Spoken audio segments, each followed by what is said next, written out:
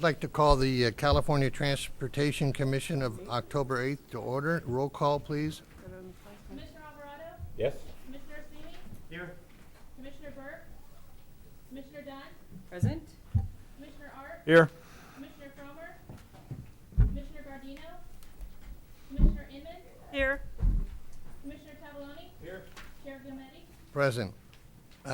Item 2 and item 3, we need 8 of our commissioners, and I understand that 1 or 2 of them are going to be a little bit late, so we're going to postpone those. The next item is approval of the minutes. Move it. Second. I have a motion and a second by Mr. Tavoloni and Commissioner Dunn. All those in favor? Aye. Aye. Opposed? Motion approved. Director's report. Yes, good morning, Commissioners. Mr. Chair, I have a request to approve the annual report for 2013 to send to the legislature by the December 15 deadline. This will give us the opportunity to put it together and package it and publish it. There are some changes that are before you in a red line packet. It's a small packet, only a few pages changed since the last version that you saw. So I would request your approval of the report as changed, with the understanding that we can make some minor edits as we get it for publication and design. And with that, I request a motion, please. I have a motion by Commissioner Tavoloni, seconded by Commissioner Alvarado, to approve the 2013 annual report. All those in favor? Aye. Opposed? Motion passes. Item number 6, reports from commissioners. Commissioner Dunn. Thank you. Just want to report in my role serving on the Ontario International Airport Authority, the City of Ontario was able to prevail in keeping their lawsuit pending against Los Angeles airports to try and take back Ontario Airport into the regional control. I only bring this to your attention because the tentative ruling was against the City of Ontario, but the judge ultimately ruled 180 degrees in favor of the city to maintain the lawsuit. And so that will be interesting to watch from the Southern California perspective. Thank you, Mr. Chairman. Thank you. Commissioner Inman. Thank you, Chair Gilmedi. I just wanted to report on the National Freight Advisory Committee that I serve on, as well as with Assemblymember Lowenthal and several other of our colleagues from around the state of California. We're on furlough, but other than that, we have broken into subcommittees. That has not been posted, but they told us we could talk about it as long as we didn't send the official list. So I am honored. I'm going to co-chair the subcommittee on project delivery and operations. So I look forward to hearing from all of you all the great ideas that you might have as it relates to our strategic freight plan and project delivery and operations. Assemblymember Lowenthal is going to co-chair the subcommittee on safety, environment, and security, and Randy Iwasaki is going to co-chair the subcommittee on technology. So I think we have some pretty good coverage from California and lots of work to do. So hopefully we'll get our staff back to work shortly, because as you all know, MAP 21 has a very short time frame. So there's lots of work to be done on the freight section. So thank you. Any other commissioners' reports? On September 13th, we had a town hall meeting hosted by the Central Coast Coalition in Paso Robles. We had 8 commissioners present: Commissioner Alvarado, Orsini, Burke, Arp, Gardino, Inman, Tavoloni, and myself. That was, I think, the largest turnout we've ever had for a town hall meeting. We saw the recent investments that we allocated for on US 101 and Highway 46. Those improvements are underway and almost near completion. We also learned about the significance of US 101 as basically the goods corridor for what's known as the salad bowl of the world. US 101 is really the secondary route for goods movement on a north and south basis, especially when I-5 is closed down. We also had a discussion about passenger rail connectivity, and it's a high priority for the region up and down the coast. There are a number of issues that need to be worked out with regard to connectivity. And on a personal note, I just want to thank the Central Coast Coalition and, more importantly, the San Luis Obispo Council of Governments for hosting. It was a very worthwhile and informative day. So that concludes my report. Anything else? All right, moving on to commissioners' meetings for compensation. Motion to approve. I have a motion by Commissioner Alvarado, seconded by Commissioner Tavaloni. All those in favor? Aye. Opposed? Motion passes. And do I see the secretary here? Okay. Okay. Malcolm, you're up. Report by Caltrans Director. Thank you, Mr. Chair and Commissioners. A few items I'd like to update you on. While we're here in Modesto in District 10, I may have mentioned this previously, but the acting district director right now is Amarjeet Benapal, who is here in District 10. He is acting while Carrie Bowen, the normal regular District 10 director, is acting down in Los Angeles in District 7. We did put out an advertisement to fill that position permanently yesterday, so we are moving forward aggressively and trying to fill our leadership positions. In addition to that, Mr. Ray Zhang is acting as the division chief for local assistance. Denix Anbia left the department for greener pastures, and Ray Zhang will be filling in as the local assistance division chief, and we will be filling that position as quickly as we possibly can, and he has a fair amount of experience in the local assistance region. We also appointed Janice Benton to the assistant division chief for the division of design, and she will be working with Tim Craggs as the division chief of design very closely going forward. Some good news on the federal funding front. August redistribution, once again, California did very well and received $154 million in August redistribution. That will be split between funds that are allocated or utilized by the department as well as local agencies. So my hat's off to local agencies as well in working very closely with us and spending all our federal dollars. We would not be able to be in the running for any extra dollars from the federal government if we had not utilized our own federal dollars, and this is taking advantage of federal dollars that were not utilized by other states. To put things in perspective, $154 million was the largest amount received by any state. The second most was by the state of New York, and they got $80 million. So we got nearly twice as much money as any other state. And over the past decade, we've taken advantage of $1.3 billion in August redistribution. So again, my hat's off to local agencies as well as the department in utilizing all those federal dollars. I've been touting 2013 as a very big year of accomplishments, and this fall highlights some of those specific accomplishments. Certainly on Labor Day, the opening of the San Francisco-Oakland Bay Bridge highlighted the fall, and we were successful because of cooperation from the weather as well as great precision from the contractor in executing that work over Labor Day, and we opened it up at a little after 10 p.m. The day before Labor Day, well in advance of the 5 a.m. target.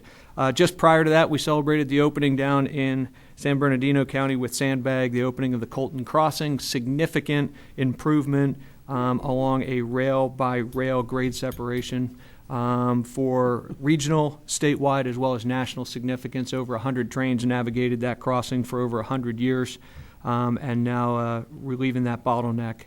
We also, just last week, celebrated the accomplishments of improvements to Interstate 80 between Auburn and the Nevada state line. Over the past decade, or a little more than that, we've invested over $800 million in Interstate 80 over the top of the Sierras to make significant improvements. That road was completed as an interstate back in advance of the 1960 Olympics, and here we are 50 years later, and that road was sorely in need of rehabilitation, and we have now completed a substantial amount of that work. Later this fall, we look forward to the opening of another significant project in the Caldecott Tunnel. I'm not necessarily prepared to announce which day that will be, but we're looking forward to opening that project as well. And this is just an sampling of some of the major projects that we've been able to accomplish. Here in the San Joaquin Valley, we have nearly 50 miles of 99 under construction, expanding and widening and upgrading that facility, which is very important to many of the communities throughout the valley as it serves as a farms to market as well as a main street of the San Joaquin Valley. And in fact, today you're poised to allocate yet another project on 99 at the Pellendale interchange, and I know that that's a very important project here locally. We'll also provide a briefing for you on the agenda on Buy America. We have not let up on our diligence to keep track of this issue. We have had a little bit of a reprieve in moving projects forward, but January 1st is on the horizon, and we continue to try to work with the utility companies as well as local agencies on projects to make sure that we address that issue properly and not slow up any projects. Another conversation of significance is on managed lanes. We circulated a draft directive to local agencies for comment. It's fair to say we got substantial comments back. We will collate those comments, and what we plan to do now to address those comments is embark on a series of workshops throughout the state with our local agencies. We want to make sure that we're diligent in coming up and developing that policy on managed lanes collaboratively with our local partners, and I will send out a letter to our local partners indicating that that is our intent to do workshops throughout the state to further discuss our policy on managed lanes. I also have been active in the conversation of the reauthorization MAP 21. I participated on the AASHTO MAP 21 reauthorization steering committee meeting a few weeks ago, and a few weeks prior to that, AASHTO leadership. I joined AASHTO leadership in discussing with Senator Barbara Boxer plans for MAP 21 reauthorization, and it's I can shortly summarize those conversations. It's going to be all about the money and how we're going to pay for transportation. Commissioner Inman mentioned the National Freight Plan. We also continue to work on our efforts on the California Freight Plan, and we look forward to wrapping that up and briefing you on the outcome of that. So with that, I will conclude my comments and be happy to answer any questions that you may have. Commissioner Inman? Malcolm, can I just add a little bit to the Colton Crossing? I think we're ahead of schedule and under budget, too. So not only did we get that great project completed, but in absolutely the right direction in terms of speed and 100 million. Was that the last? Yeah, hooray. So hats off. Very, very important. I wanted to ask you about I-5. Now that we have the Bay Bridge behind us, or in front of us, depending on what you're looking at. You know, we've kind of quipped that in Southern California, I-5 is our Bay Bridge, and we got into a routine when we were in the right-of-way stage to really have an update on a regular basis. And I know we're under progress because I drive it every day, but it's a huge, complicated project. So could we start having a update on a periodic basis? I think that would be better for all of us if we could. We'd be happy to provide an update on I-5 South. It continues to be a challenging project, and we work through those challenges. We also have I-5 North on the horizon. We are moving forward in District 7 after we fill the district director position and having a corridor manager on the I-5 corridor in LA because of the significant projects that are there. But we'd be more than happy to come back and provide an update mid-construction. Okay, Commissioner Alvarado? I just wanted to extend my congratulations, Malcolm and Steve and Dina and Andre and belatedly to BIMLA, because it is a beautiful bridge. In spite of all the bad things that happen, you know, everybody that crosses the bridge, I get nothing but compliments, and everybody's just glad it's finally almost done. You can't maintain the speed limit there. Trust me, Yeah. I tried, and everyone was passing me by about 20 or 30 miles an hour. Yeah, but congratulations. Thank you. Malcolm, I had one question with regard to Buy America. I know there was a valve problem, gas valve problem. Is that being solved? To my knowledge, and we can have staff elaborate on that at the briefing, but I think we still have identified some items including gas valves that are not made domestically right now, and we may find ourselves in a situation where we're having to ask for an exception for that specific piece of equipment from the federal government, and if we do, it may have to be a project-by-project basis. So I do believe we're still working through that, and I will make a note of that to make sure staff updates us on that when we get to the agenda item. Thank you. Any other questions for Malcolm? Thank you, Malcolm. Now we're going back to item number 8, a report by Secretary Brian Kelly. And I understand you want to take 8 and 21 together? Yeah, thank you, Mr. Chairman. If we can, it would be nice to put the two issues together, and I'll just sort of recap both. I'm happy to answer any questions. The first part of the agency report that I wanted to focus on was the some important legislative matters that have now become law, and I just wanted to touch on a few of those. There are some important things that were on the horizon sitting on the governor's desk in the world of transportation in the areas of safety, innovation, clean technologies and vehicles, and public transit investment in California, as well as I know work that the commission staff will be doing later today on active transportation. And I just wanted to cover a couple of those bills as sort of a highlight of some things that are now law that I think are important in this world. The first is the extension of the Design Build Authority through Assemblymember Daley's bill, AB 401, that was signed into law by the governor. One that we spent actually weeks and weeks and weeks and weeks working on with the governor's office and the federal government, but a bill that just became law the other day and is coupled with some litigation that the state is entering into with the federal government is AB 1222 by Assemblymember Bloom. This is a discussion or disagreement that the state has with the federal government over the application of PEPRA, or the Public Employee Pension Reform Act, with the rights of transit workers in California, whether or not PEPRA violates their collective bargaining rights under federal law.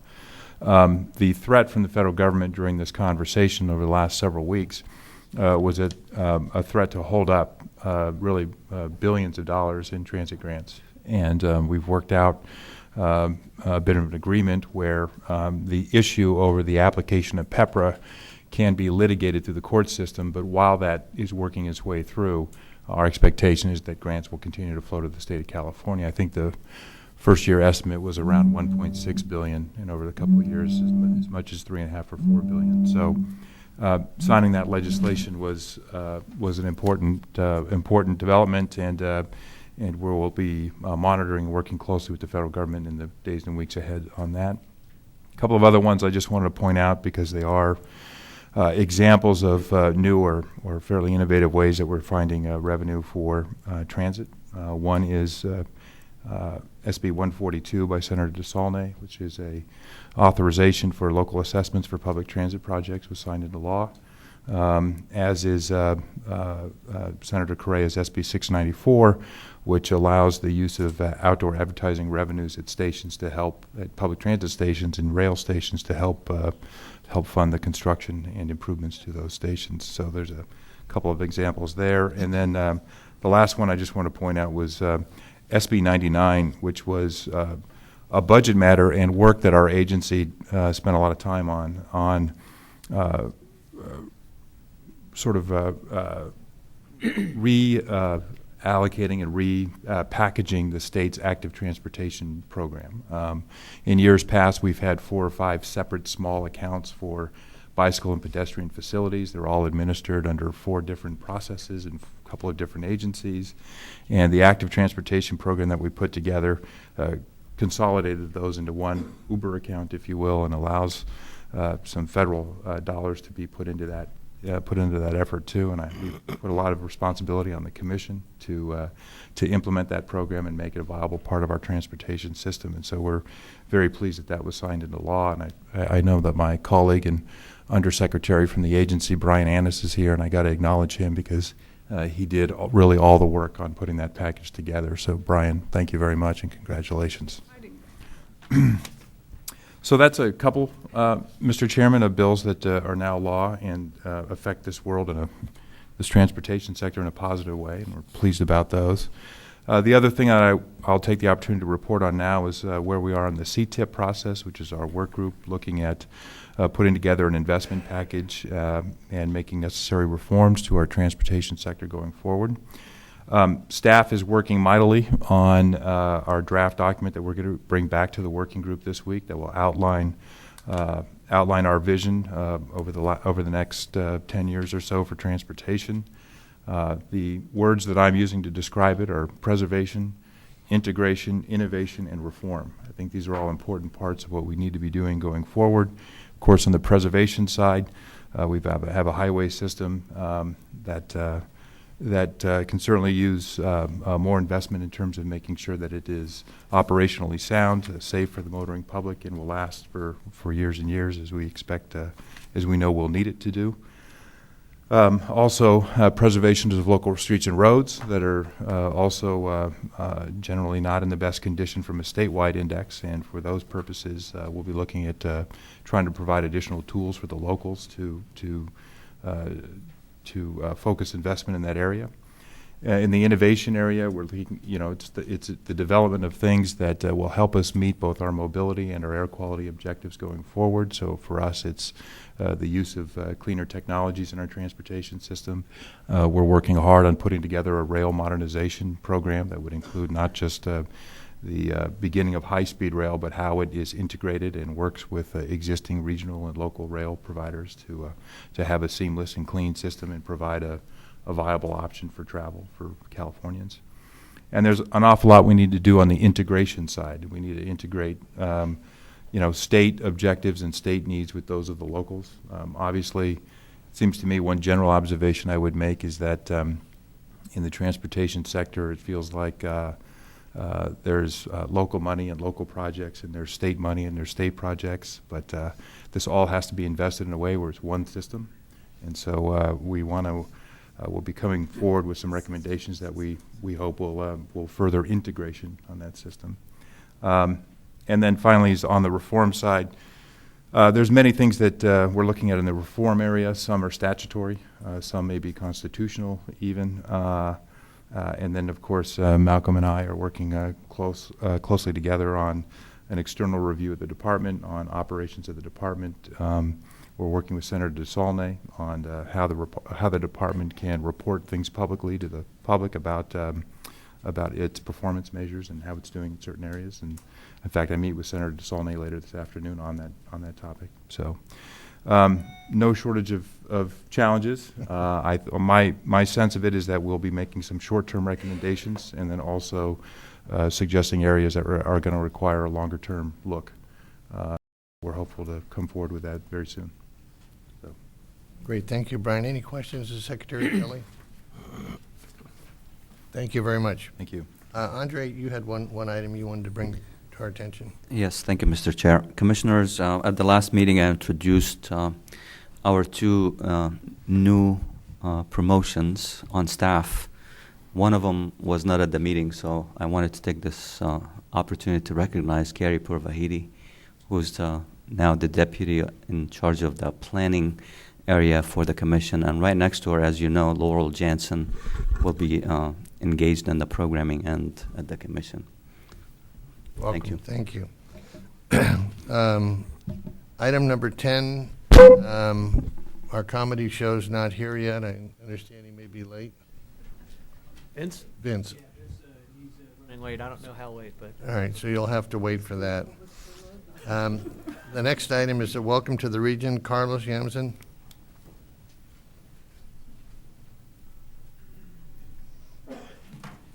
Good morning, Chair Gometti, Commissioners, Director Boutros, Secretary Kelly, Director Doherty. Welcome to the Stanislaus region and the city of Modesto. Before I do a very brief and concise overview of the region, I'd like to bring up Honorable Mayor Garrett Marsh from the city of Modesto, give you a local welcome, and also recognize Council Member Stephanie Burnside in Happy Red today. I'm sure you all know her. Mayor? Thank you, Carlos. Thank you, Chair and Commissioners and all the rest. I'd really like to extend my appreciation for your choosing Modesto to have your meeting in Stanislaus County. StanCog, we've been working hard to be involved and to stay present. Darius has done a great job also of helping us, and I'd like to extend my thanks to him. And especially to our Councilwoman Stephanie Burnside, who really planned and led the reception last night for you. And we hope you've enjoyed yourself here and will consider coming back again. So thank you. Appreciate it. Thank you very much. Okay, per Commissioner Asimi, a very brief and concise overview of the Stanislaus region. Stanislaus County, about 1,500 square miles with a population of over 500,000, 2,700 miles of roadways, 9 cities ranging in population from about 7,000 to 200,000. 6 largest agriculture producing county in California. Actually, the other 6 are also in the central San Joaquin Valley, and we're also part of the San Joaquin Valley Air Pollution Control District. We have challenges just like many other regions you've been to.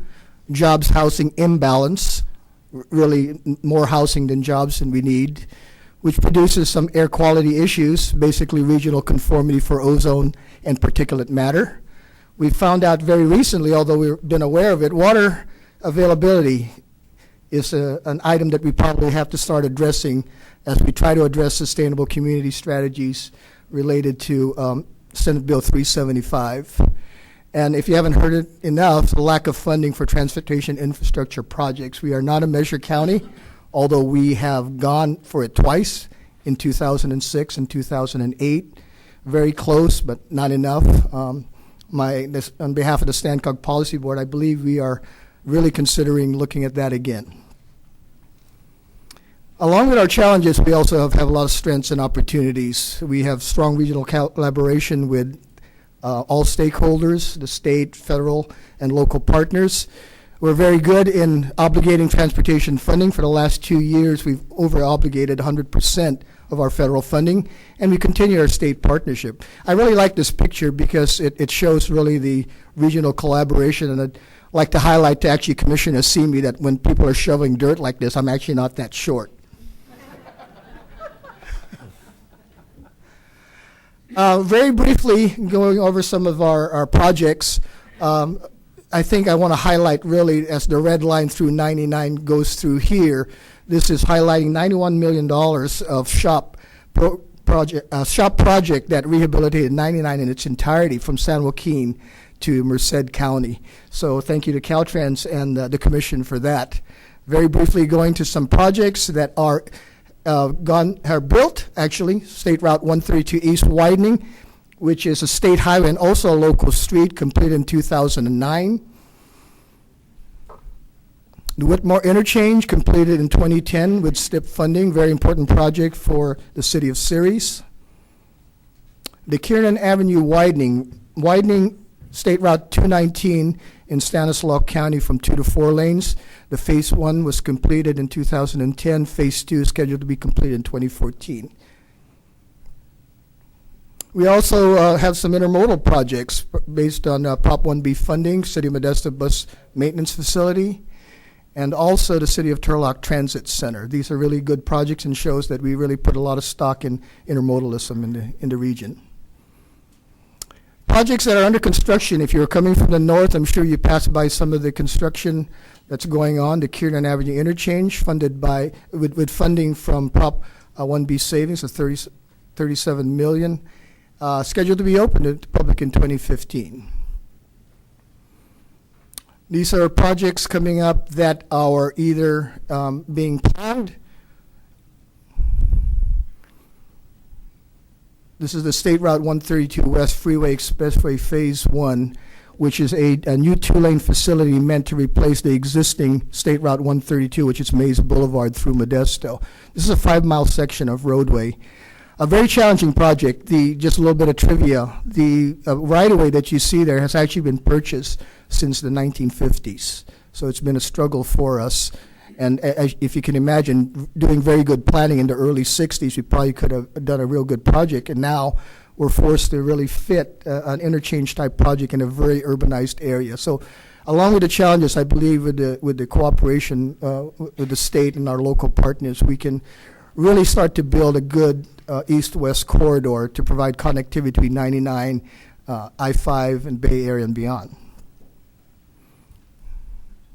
North County Corridor Project is a very interesting project, 25 miles to connect State Route 108 to the east to State Route 99 to the west.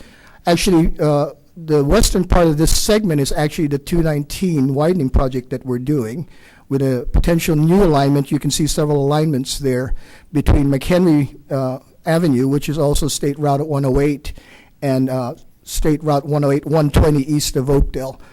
3 cities involved: Modesto, Riverbank, City of Oakdale, and the county. Very important project to the region. $91 million of ITIP dedicated to this project. Very important project for the region. Oh, the Telemate project. Very important project to the region. Actually, item 80 on your agenda. That's an 80.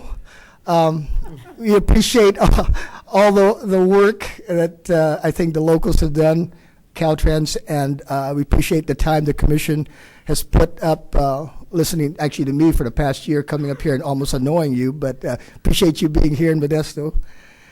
And with that, I'll take any comments or questions. Again, welcome to the Stanislaus region, City of Modesto. Hope you have a very productive meeting. Thank you, Carlos. Any questions?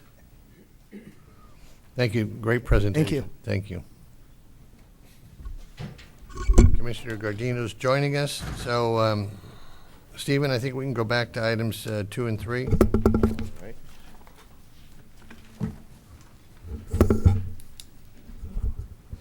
I'll let Commissioner Gardino sit down, and then we'll get to it.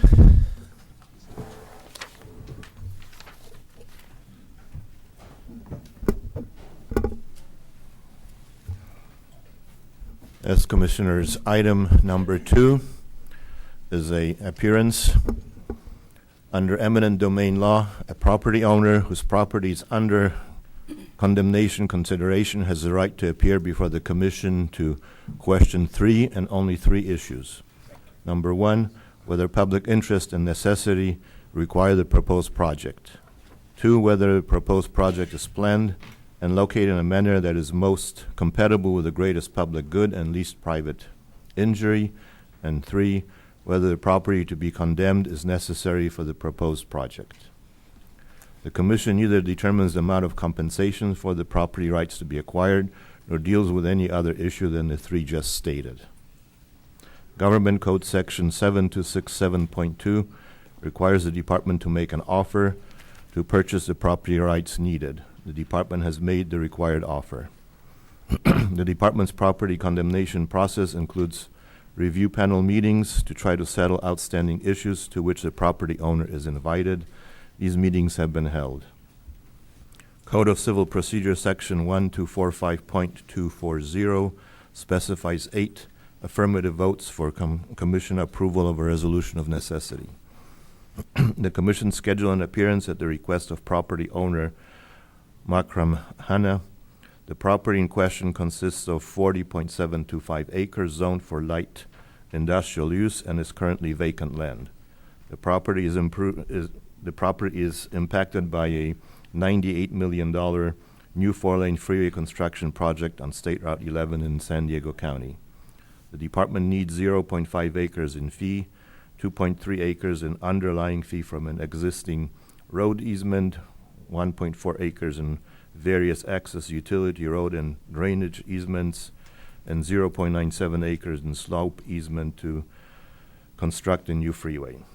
The property owner contends that he should be compensated not only for the property rights being acquired by the department, but also for the soil the department's contractor will have to remove from the property in order to achieve the desired grade on the new freeway facility. In addition, the property owner wants the department to purchase soil from the remainder property once the remainder is graded to the same grade as the new freeway facility. In staff's opinion, once the state acquires the property, any soil that needs to be removed from the site, the state property, and the former property owner can't be compensated for the soil above and beyond what he was compensated during the original property acquisition. As for acquisition of soil from the remainder property, the property owner would need to pursue that with the contractor who would be contracting the freeway project, and only if the contractor deems he needs or wants the soil. District 11 Director Lori Berman is ready to make the department's presentation, to be followed by the property owner or his representative. Thank you, Stephen.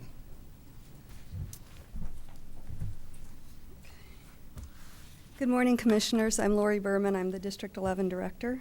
I'm here today to talk about the resolution of necessity for the Makram and Maureen Hanna property in San Diego County in District 11. The proposed State Route 11 freeway, commercial vehicle enforcement facility, and Otay Mesa East Federal Port of Entry are to be constructed in order to reduce congestion and facilitate trade and personal travel in the San Diego-Tijuana area. The Segment 1 project we are discussing today is highlighted in red and will construct the westerly portion of State Route 11 as a new 4-lane freeway with connectors to State Route 905 and terminating at Enrico Fermi Drive approximately 1.7 miles to the east. This project will provide trucks direct access to the state highway system, removing them from the Otay Mesa local roads. The subject parcel, shown in purple, is located in the southeastern portion of Segment 1. The design sequencing project delivery method was chosen to expedite the completion of this Prop 1B TCIF project. This delivery method permits construction to begin based on the initial design sequence of work and prior to 100% possession of the right-of-way. This project was awarded to the contractor just last week on October 2nd. This slide shows the roadway cross-section at the subject parcel. The property owners contend that the department should compensate them for the required right-of-way property and additionally compensate them for the soil, shown in green, within these areas. The property owners are being justly compensated for the soil as part of the fair market value offered for the property required for the project. Their contention is a compensation issue. This cross-section shows the proposed right-of-way and easements at the subject parcel. It reflects revisions made following multiple meetings with the property owners and their representatives. The department's initial design was based on the original ground conditions.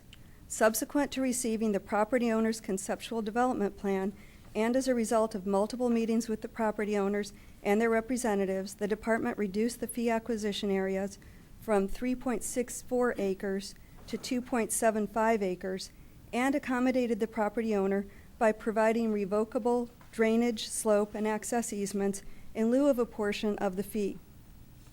The revocable easements provide the department the ability to construct and maintain the freeway and provide the property owners a larger area to develop. Once the property owners move forward with their conceptual plan and begin construction of their proposed development, they will be subject to matching the grade of their property to the proposed state right-of-way. At that time, the revocable easements can be removed following the approval of the department and this commission. On this slide, we are defining the fee areas. The subject parcel is outlined in purple and consists of 40.73 acres zoned for light industrial use. As a result of coordination meetings with the property owners, they also proposed a straight line design at the northwesterly portion of the property to the middle of the parcel to better fit their conceptual development plan. The location of this straight line is controlled by a cross culvert and bioswale that are required for the project and cannot be moved further north without inserting angle points or compromising the department's design standards and environmental requirements. The department agreed to this revision and was able to accommodate the request. The fee acquisition area required was reduced as previously noted and increased the developable area. These revised design requirements were provided to the owner on July 24th, 2013. In addition, this issue was addressed at the condemnation panel review meeting on August 14th, 2013. The proposed fee acquisition, consisting of an underlying fee and fee areas, are outlined in blue. The underlying fee is hatched and consists of 2.32 acres. The fee shown in yellow consists of 2.7 acres for a total fee acquisition of 5.07 acres, leaving a remainder of 35.66 acres. In summary, this slide shows the area of revocable easements. The drainage, slope, and access easements are shown in black, blue, and brown respectively. The drainage easement consists of 0.25 acres, the slope easement consists of 0.97 acres, and the access easement consists of 0.29 acres. The property owners contend the department should acquire 140,000 cubic yards of soil in the acquisition area for the project and the additional 280,000 cubic yards on the remainder of the parcel for a total of 420,000 cubic yards of available soil. The property owners have been offered fair market value for the property required for the project. Any additional payments for the soil is considered a duplication of payment. Any sale of soil on the remainder would be an independent negotiation between the property owner and the contractor. The property owners contend the department did not appropriately coordinate the project, and as a result, development activities could not be initiated as planned. The department prepared environmental documents for the project and provided opportunities for public comments and project review as required by law. The property owners contend the proposed acquisition area has a greater impact than required. The department should provide revocable language in the easement deeds and provide assurances that an encroachment permit will be approved. The department has reduced the proposed fee acquisition area from 3.64 acres to 2.75 acres and has incorporated revocable language in the easement deeds to allow a greater developable parcel. An encroachment permit will not be unreasonably denied by the department. In summary, the public interest and necessity require the proposed project. The property sought to be condemned is necessary for the proposed project. This project is planned and located in a manner that will be most compatible with the greatest public good and the least private injury, and an offer of just compensation was made in compliance with Government Code 7267.2. Thank you. Thank you, Lori. Any questions of Lori? All right, we have two speakers, the Hannahs. I don't know which one wants to go first.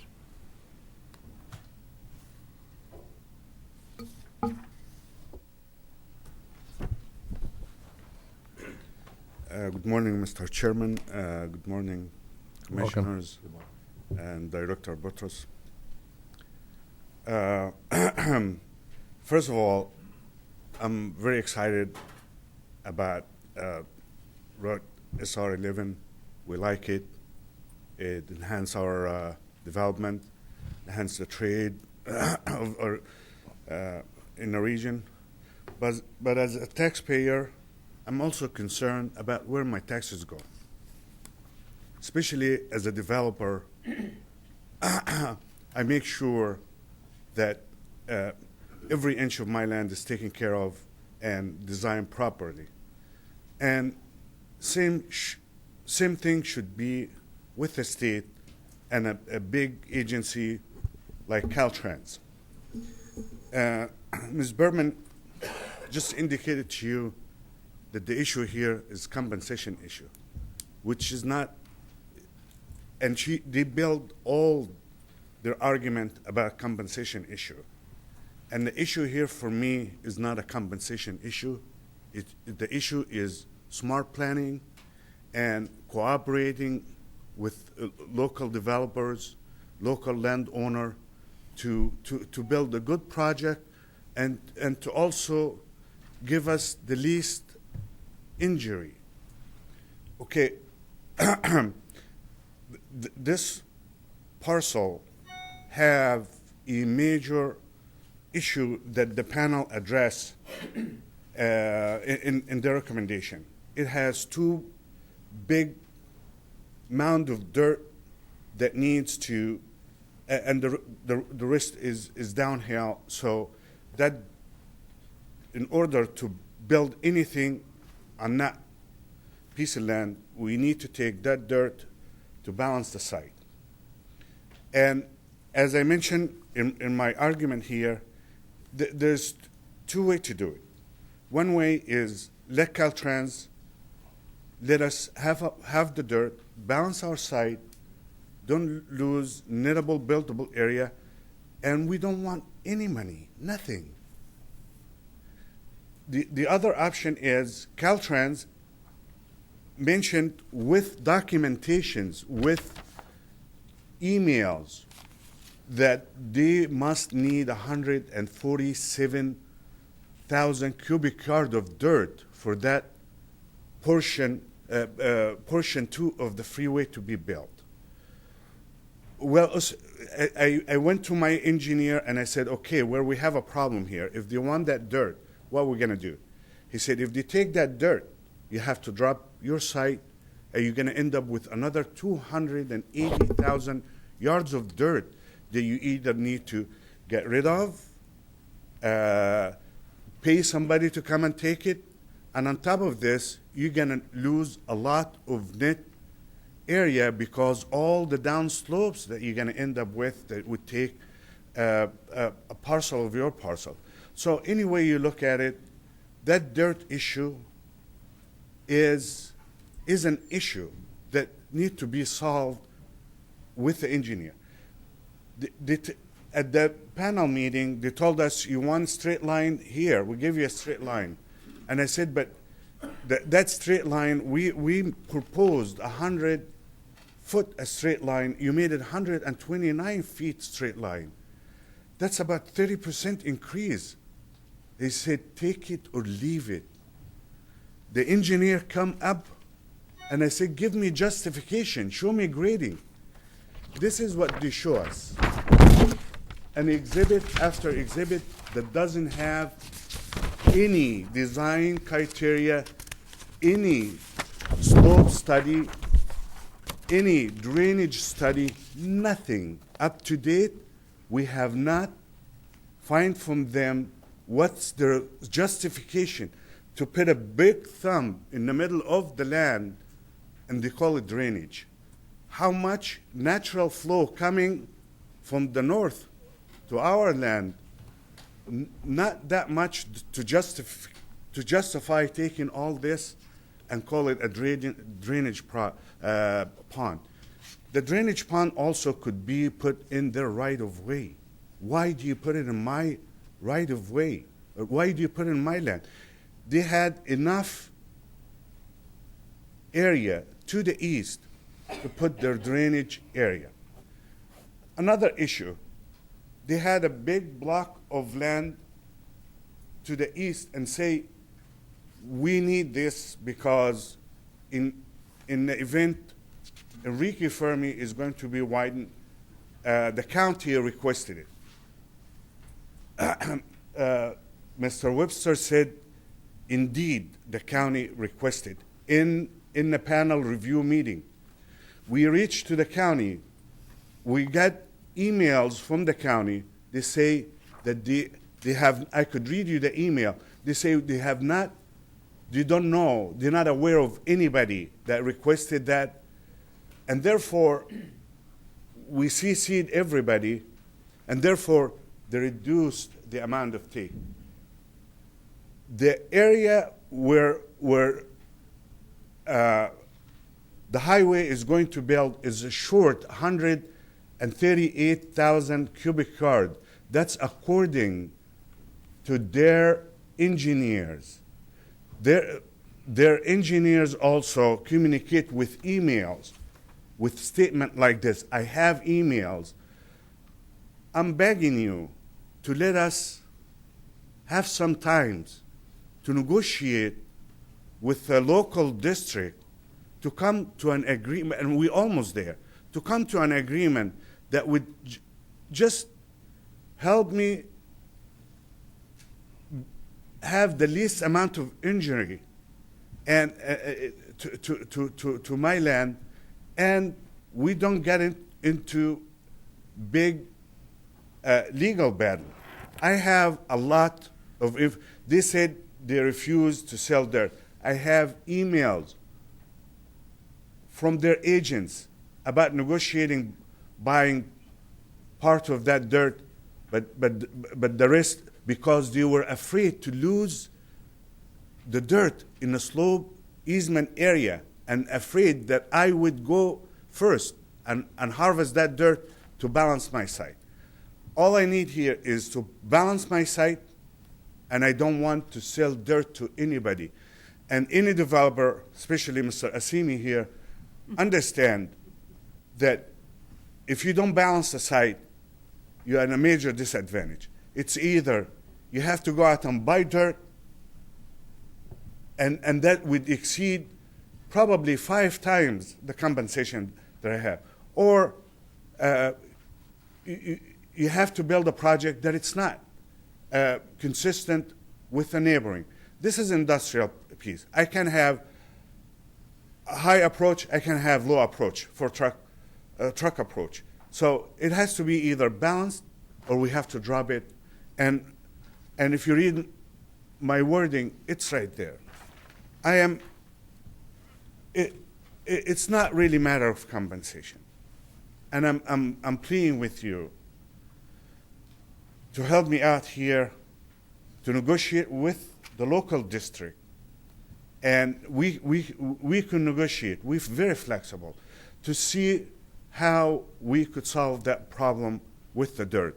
It's a dirt issue that we need to balance our site with, and they also need the dirt.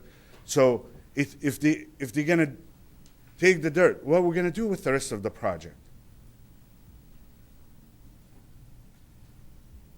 I thank you for your attention, and I hope you do the right thing. Thank you. Just a minute. Is there any questions of Mr. Hanna? I'm asking. Okay. Maureen Hanna?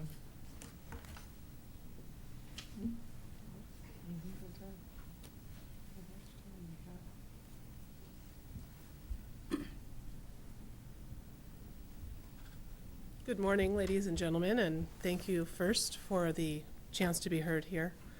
I think Mr. Hanna covered most of the pertinent points that we have in regard to what's happening with our parcel.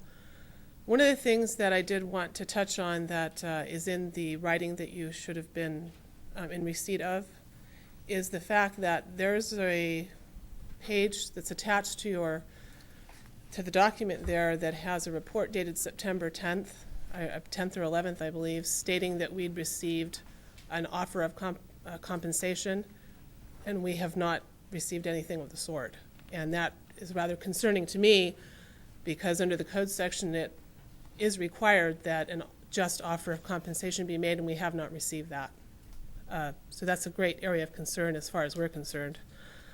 I think on the whole, the panel report suggests that we're uncooperative, that we've received a wealth of information over many, many years, and I can tell you that is just not the case. We don't even have any of the design criteria. We've asked for those plans. There was one occasion where there was a meeting at which we asked for design criteria. Mr. Webster was present at the meeting. People on the panel asked him, do you have anything to support the amount of property that you're taking? He didn't even bring plans to the meeting. We still don't have information that we need to coordinate our project so that it meets and coordinates with the state's project. And I really don't think it's unreasonable to expect that we have information we need to coordinate our development. And that's really an important point. It's something that we need to have. It's what we think we're entitled to. We're not trying to be obstructionist, uncooperative. I believe that report suggests that we have been just that. And I really think that if we had the information that we needed, we probably wouldn't be here today. It is not a soil issue. The report suggests that we're being contentious over a soil acquisition. That really isn't the most critical item here, soil acquisition. It is more about how we'll develop our parcel, how we'll deal with the soil, and we just really haven't had an opportunity to come to a resolution of that particular item, and it is really of great importance to us. Thank you very much. Thank you. Are there any questions? I do have one if no one else does. On the exhibit you sent us, there was a preliminary grading plan. Is that a proposed development that We you're... have grading plans and studies, yes. We have an engineer who's currently working on a project. We have provided those to Caltrans. What we don't have is any of that information in return in regard to the Caltrans project. It's very difficult to design a project when you don't really know the particulars of the Caltrans project, and our engineers made requests for information and had a great deal of difficulty in obtaining it. Apparently there was some concern over releasing information because there are contractors who might intercept that information and have an unfair advantage over others who may be engaging in the bidding process. But I really find it unreasonable that you can't have the information that you need when your project is going to be directly impacted by a project. But is this your Caltrans. proposed development? Sure.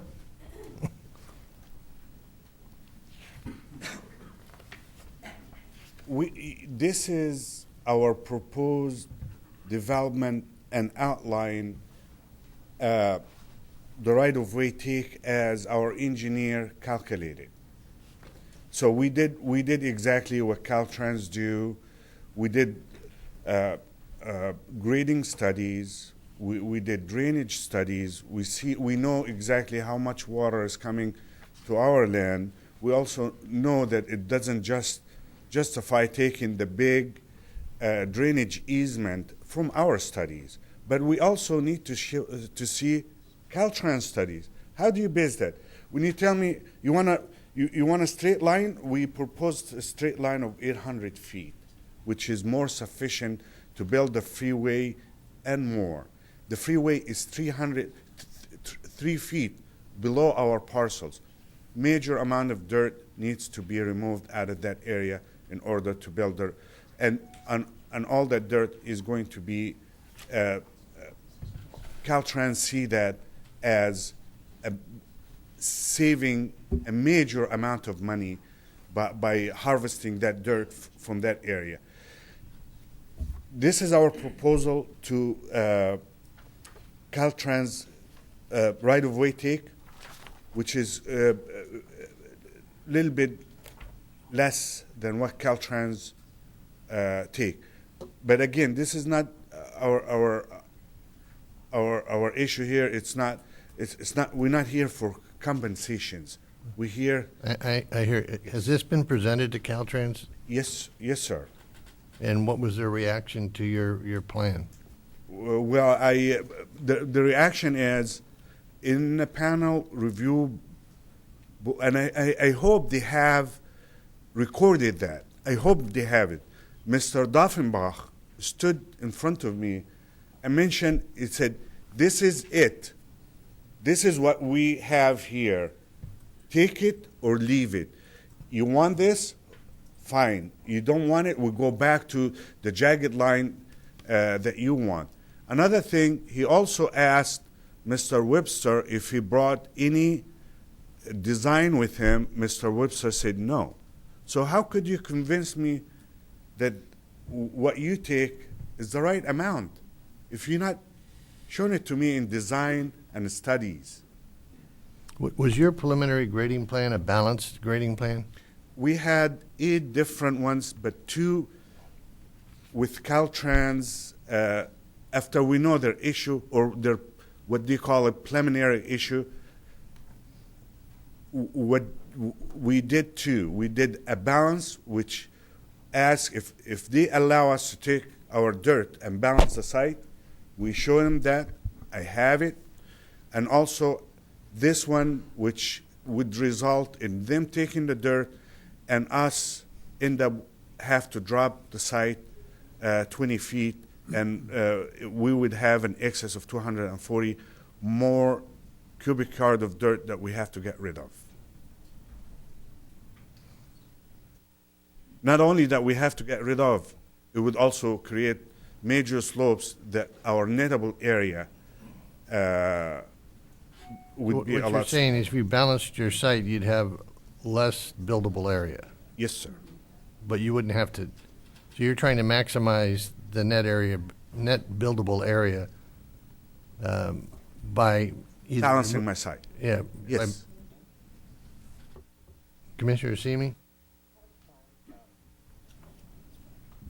How much time does the district and you need to negotiate this? Is this imminent for the district? It has to be done today, or can it wait?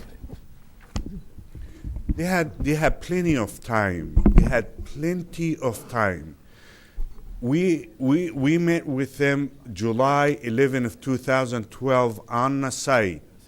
They graded the parcel above me. They harvested their dirt. They took it for the 905. They compensated for them. They didn't even give me an encroachment permit. I've been on the phone with them since 2005. They helped the neighbor across the street. They didn't come to me. They have plenty of time. We met at July 12, 2012. We did and requested their plan to coordinate our project with their plan. They had 8 months before we get the first, and that's according to the panel. According to the panel report, 8 months before we. Mr. Hanna, can we get the district Yes. to answer to? Yes. You've just stepped back a minute, maybe we have more questions. Thank you. We actually don't have plenty of time. We were supposed to have this discussion or come before you in August. We thought we could resolve it with just a little more time. We waited till today. We now have a contractor on board, and we've made a commitment in the contract as to when he'll have that parcel.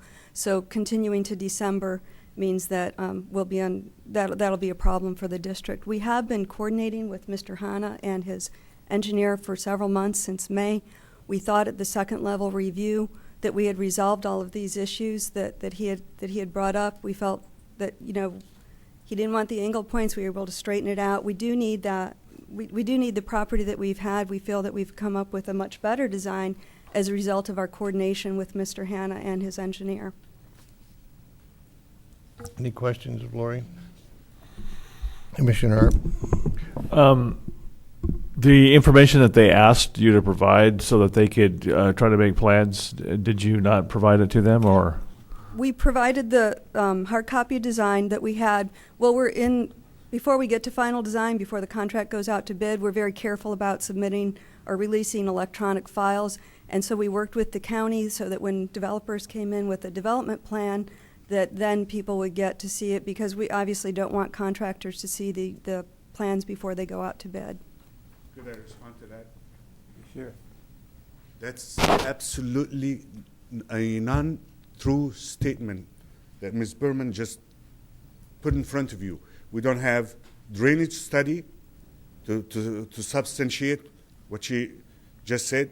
We don't have grading studies. We don't have slope analysis. We don't have anything but take it or leave it. And we have proof that we don't have this stuff. Lori, what, if this wasn't resolved, how did we sign a contract with a contractor? With design sequencing, we can do the workaround. So we have, for the first sequence of the project, we have all the right-of-way that we need. And so this would be for the next sequence, and we've committed to having the right-of-way to the contractor possession by July of 2014. Okay, so it seems to me we have plenty of time for you to sit down Yeah. with the property owner to see if we can't work this out. Well, it takes time to go through the courts also, so, But they're awful close. Yeah. as I understand. Exactly. okay. Mr. Chair, one thing I will inject is we're trying to balance out our construction project from an earthwork standpoint, and Mr. Hanna is obviously trying to balance out his earthwork project. One of the things that's difficult for us is for us to balance out his site. And there's an appropriateness to us balancing out his site. Our new world and his new world have to match at the property line, but we don't do mandatory borrow sites, and we're trying to balance out our site, and we've been trying to work with him on how our two worlds match, while we both try to match our borrows, make our I project. appreciate that, but we also, now we're under contract. They have a Mm-hmm. contract. So it's not like, somebody's going to get a favorable treatment. So maybe more information can be explain to Mr. Hana's engineer and Mr. Hana to see if we can come to a middle of the road here. We've been working with Mr. Hana's engineer, and he indicated that what we were doing would work for them. We still don't have an approved, he does not have an approved development plan with the county. And so it could take quite a bit longer than 2 more months. Did I respond to that? Yes. Okay. We have all our studies done. We have our environmental done. We have our geotech, traffic. Our application has been submitted. The county is waiting on our final architectural design. And that final architectural design is determined by Caltrans' final right-of-way. So we are in that process immediately after we find out what Caltrans wants from us. However, Caltrans have not given us a chance to, also in regard to balancing the site, I don't want Caltrans to balance the site. I want reasonable agreement because there is major severance damage that I would like to save. I'm also a taxpayer. I'd like to save the state money by doing the right thing. Okay, what's the pleasure? Just a question and maybe a comment to Mr. Hana. So your engineer has already figured out how much dirt you need to balance the site? And if they haven't, that's a 1 or 2 week process. We did it. So this shouldn't take a long time to negotiate with the district. Not at all. All we need is just a clear understanding on how to solve the problem. It's very simple. And we're not asking for much, but we're asking for a couple of weeks to solve our problem with them, and that's it. So you need about 2 weeks? Yes, and we have our design. He has, Mr. Webster have most of our design on the balance, on a drop, everything. And if he needs it, it's available. The minute I get out of here, I could have my engineer send it to his office. What's the pleasure of the commission? The delay, I mean, unless it's imminent, I would be supportive of a delay so they can continue to negotiate. Have that in a motion? Commissioners, Motion if by I may Excuse me. make one point. I'm Joanne Jargalis. I'm the Assistant Chief Counsel with our Sacramento Legal Division. I think I have an idea for a win-win situation. If you adopt the resolution today, we will still negotiate with Mr. Hana. Mr. Hana has not submitted any plans, any specifications, any applications for any development permits. Those things take a long process with the local governmental agency. In the meantime, Mr. Hana can continue to negotiate with the district. We can have our resolution, we can file our condemnation proceedings, and obtain possession, which the contractor will need in order to go forward with this very important project. And there won't be any delay on anyone's part. The district is committed always toward negotiating with the owner, even after the resolution is adopted. I see that as a win-win situation. Okay, we have a motion, and did I get a second? Yes. I have a motion by Commissioner Simi and a second by Commissioner Tavaloni. Sir, a question, if I may? Thank you, sir. I would vote in support of the delay. You three as developers are always my compass point in knowing how we best look at these. But might we include some type of a time limit for their discussion in the motion? December meeting. Yeah, 2 weeks. Well, but we haven't, we have till the December meeting. I see. Okay, thank you, sir. Okay, have a motion and a second. All those in favor? Aye. Opposed? Motion passes. Stephen, item number 3. Yes, Commissioners. Item number 3 The Commission scheduled an appearance via correspondence at the request of John Peterson, attorney for property owner International Satellite Properties Promotions Incorporated. The property owner claims the department's offer is insufficient. The property owner's objection is included in the Commission's book and is incorporated in the official record. Since compensation matters are not within the purview of the Commission, staff recommends that the Commission approve the resolution of necessity. Any questions? You have a motion? Move it. Second. A motion by Commissioner Tavaloni, seconded by Commissioner Dunn. All those in favor? Aye. Opposed? Motion passes. Now we go to the comedy hour. A report by FHWA. You finally showed up, Vince? May I be, Mr. Chairman, may I be excused? Certainly. Certainly. I have a conflict on this item. I have to step out of the room.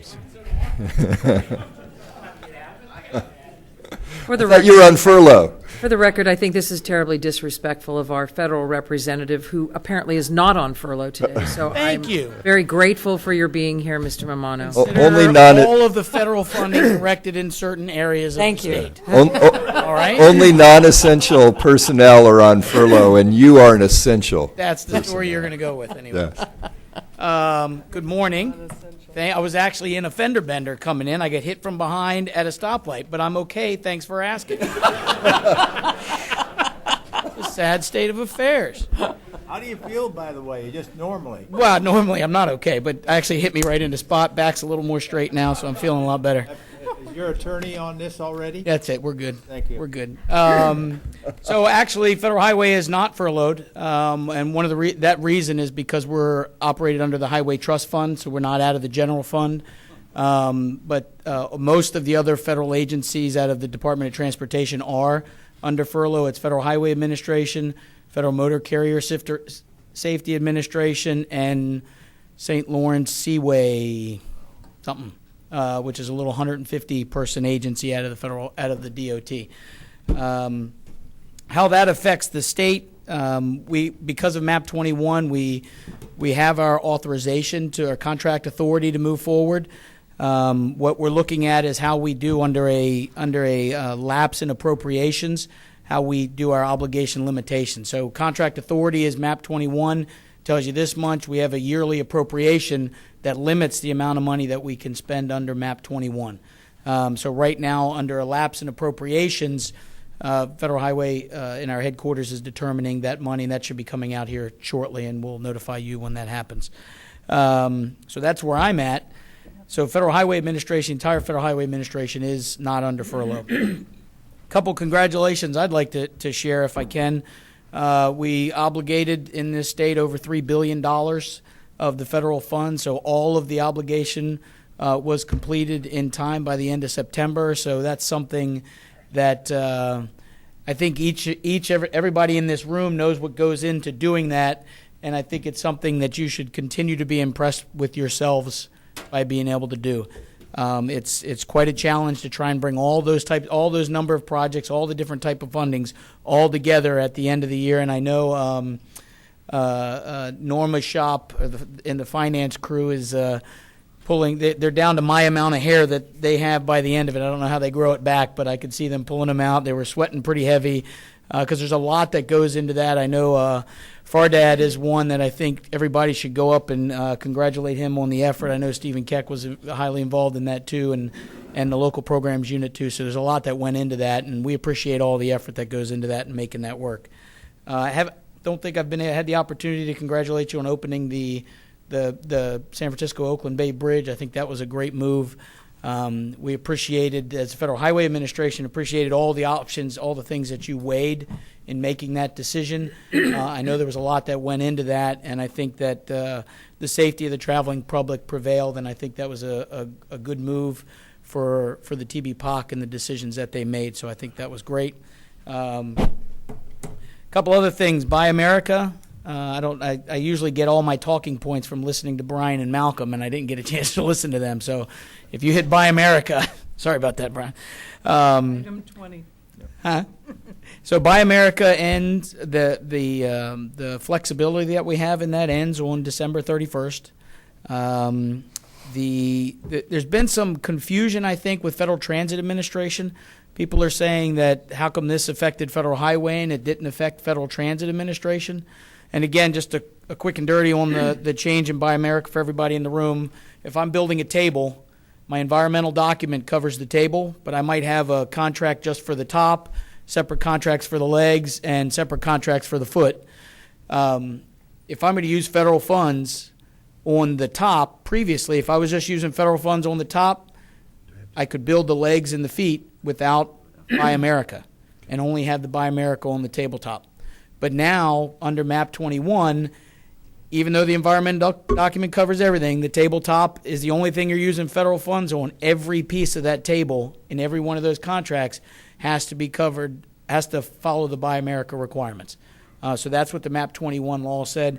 The difference with Federal Transit Administration is Federal Transit, I haven't talked with them because I was confused with that myself. They kept saying there was no change. It doesn't change them. It doesn't change them. I'll say, wait, you're the same DOT as I am. The reason it didn't change them because that was their interpretation all along. So the Federal Transit Administration's interpretation has always been what MAP 21 is now saying.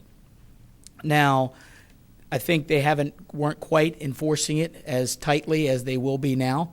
So I think that's where some of the challenges. I think some of the people are saying, well, we didn't used to have to do this. Well, they were supposed to. The agencies were supposed to do it. The DOTs and everybody was supposed to do it, but they weren't.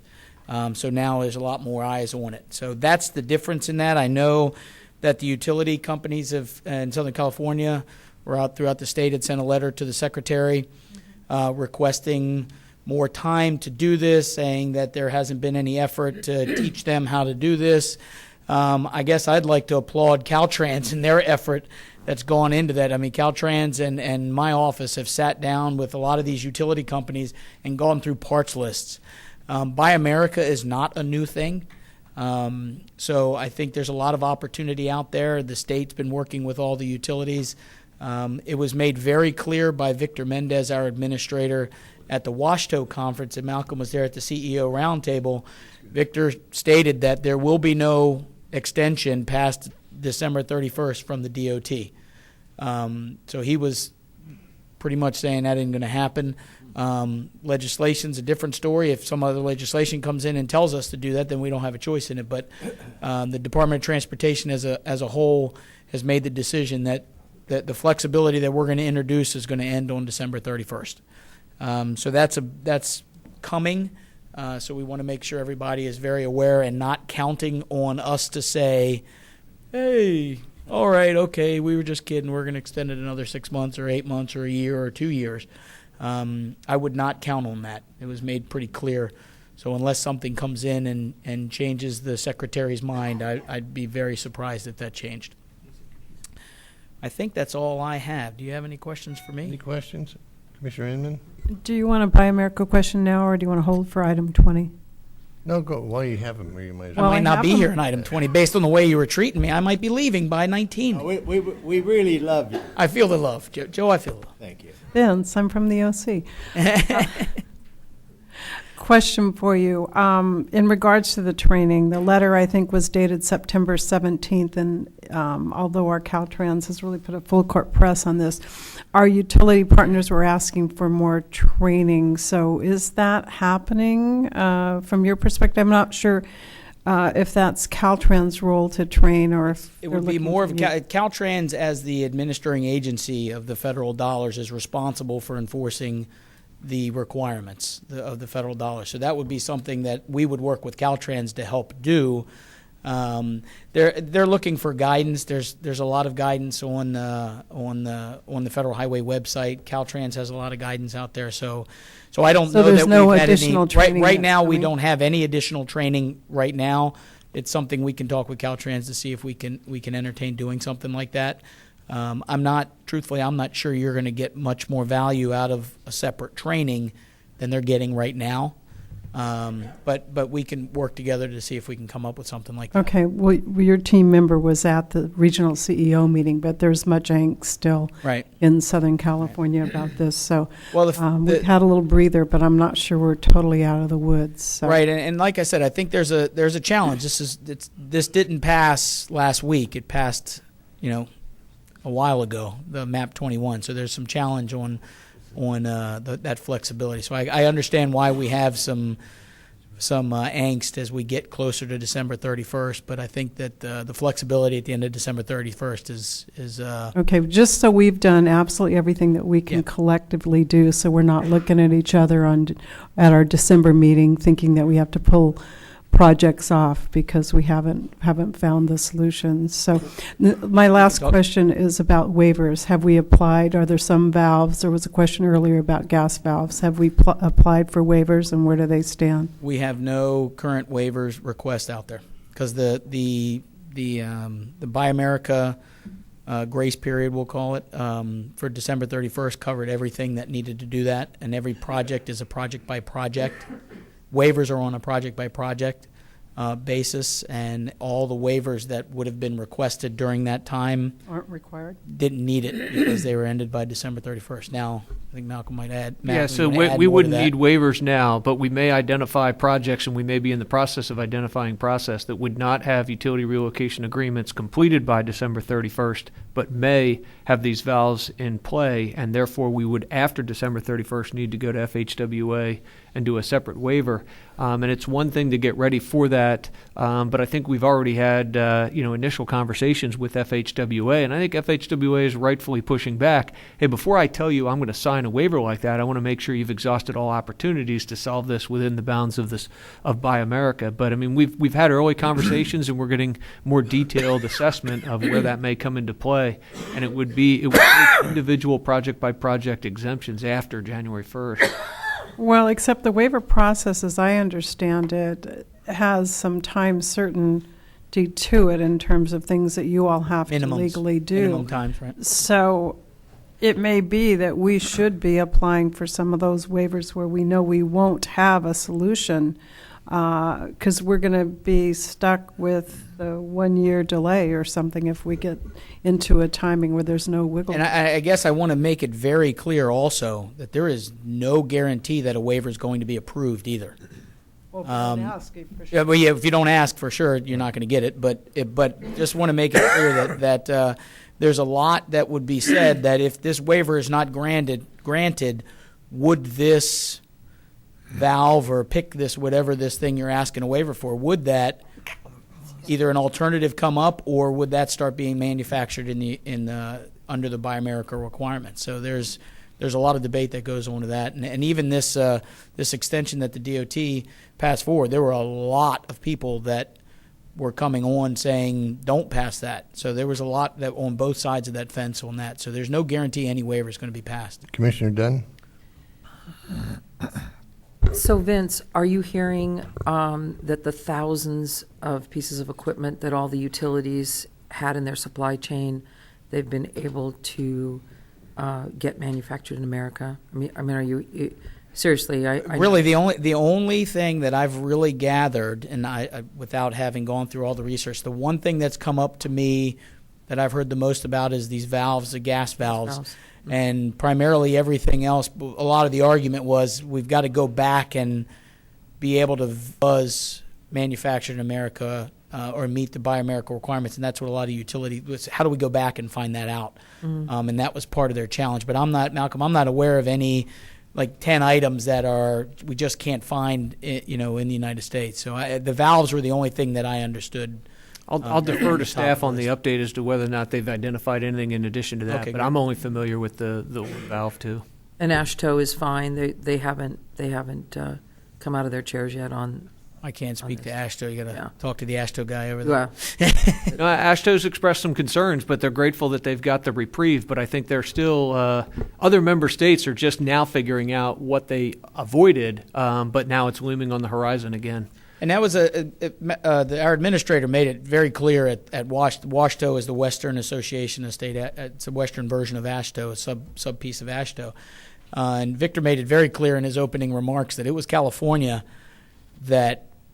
California was the lead. California was all the weight that carried that to get that extension to the 31st. So Malcolm and you all and the industry it was in California. It wasn't all the other states, because if you're looking around, all the other states are learning it now, like Malcolm said, because I've asked that question. If you why are we not hearing it from the other states? And the other states just didn't know it was coming. They weren't paying attention like I think Caltrans was. AASHTO and some of the other trade organizations did correspond with FHWA in D.C. and expressed that January 1st wasn't enough time, but I don't think that was received with great willingness to extend the time period. I think FHWA is standing pretty firm on, we gave you a reprieve, now figure it out. Now, AASHTO Federal Highway didn't make that decision without letting AASHTO know that was a decision. There was a lot of discussion with AASHTO at the time because Federal Highway and AASHTO do a lot of talking together and working together. We're partners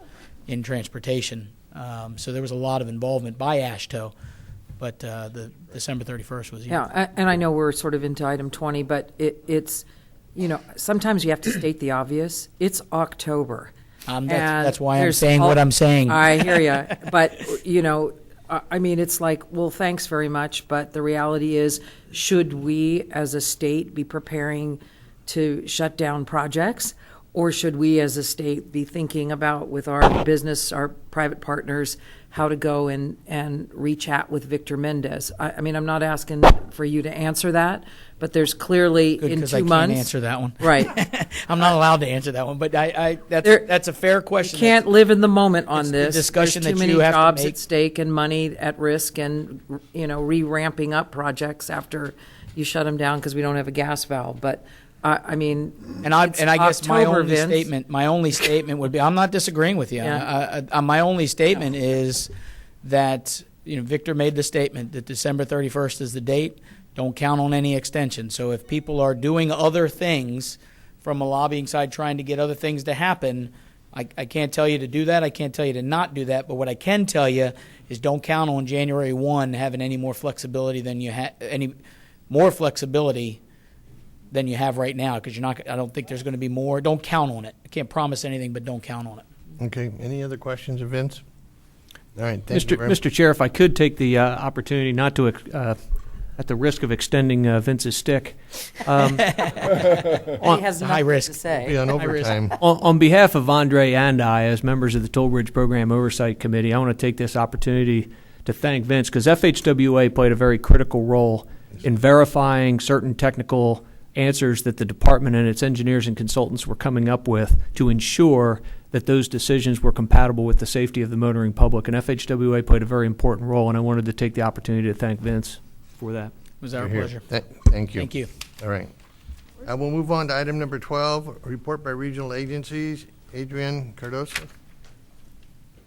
Good morning, Chairman Gilmetti, Commissioners, Director Doherty, and also Director Boutros. My name is Adrienne, and Secretary, Undersecretary Annis. My name is Adrienne Cardoso. You switched Brian's. Yeah. My name is Adrienne Cardoso. I am the RTPA moderator for this year. We met here yesterday in Modesto. The regions learned that in fiscal year 12-13, local agencies delivered $1.2 billion in federal projects. This feeds into the number that Administrator Mamano just gave you of $3 billion for the year, making regional agencies eligible for $58 million of the statewide August redistribution that was received by the state. The regions also discussed that Caltrans and FHWA have arranged a MAP 21 workshop for late November to discuss the upcoming implementation of performance measures. We look forward to participating in that workshop. The group also discussed the requirement in this year's budget that federal funds pay for local assistance administration of the federal program. Originally, Caltrans had proposed that the entire $22 million be charged to the RSTP program. The regions have negotiated to have the charge apply to all of the federal programs that flow through local assistance, allowing us to preserve a greater portion of our RSTP funds for important regional projects, and also a more equitable distribution of the costs among all the federal programs. For next year's budget, the regions have requested that Caltrans come up with a methodology to charge the federal program, the federal programs based on the anticipated work related to each program. Finally, the regions are looking forward to participating in this afternoon's active transportation workshop. Many of us have projects that are ready to go and look forward to working with CTC staff on developing guidelines as quickly as possible in order to start delivering projects. That concludes my report. I'd be happy to answer any questions. Any questions of Adrian? Okay, thank you very much. Moving on to item number 13, report by rural counties. Sharon? Good morning. Sharon Scherzinger, Executive Director, El Dorado County Transportation Commission, Chair, Rural Counties Task Force. We've held 2 meetings of the rural counties on September 20th. The first of which was a way to improve efficiency of the use of planning funds. We met with the audits team at Caltrans as well as the planning program. Areas of concern were things like how do you do modal planning, stormwater planning, and then something called wayfaring planning, which is important for tourist areas, and how much of those activities would be permitted. So we worked through a lot of those things. And then we're also getting ready to issue a request for proposal to develop boilerplate administrative forms for all the 26 rural agencies so we can share those on a common platform. So that's going to go out shortly. And then our main rural counties task force meeting, there were several topics that we focused on, one of which was the requirement that has always been there in the STIP guidelines that Caltrans coordinate with the regional agencies on the state interests as we develop our RTIPs. We got further clarification from how that was going to happen, and it's more formalized now than it has been in the past.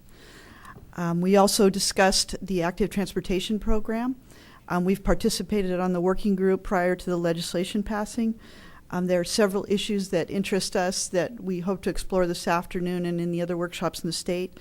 One of which is how in the large urban areas, there are urbanized areas, and then there are rural areas that are part of those, and so how will those be defined? The other is the disadvantaged communities.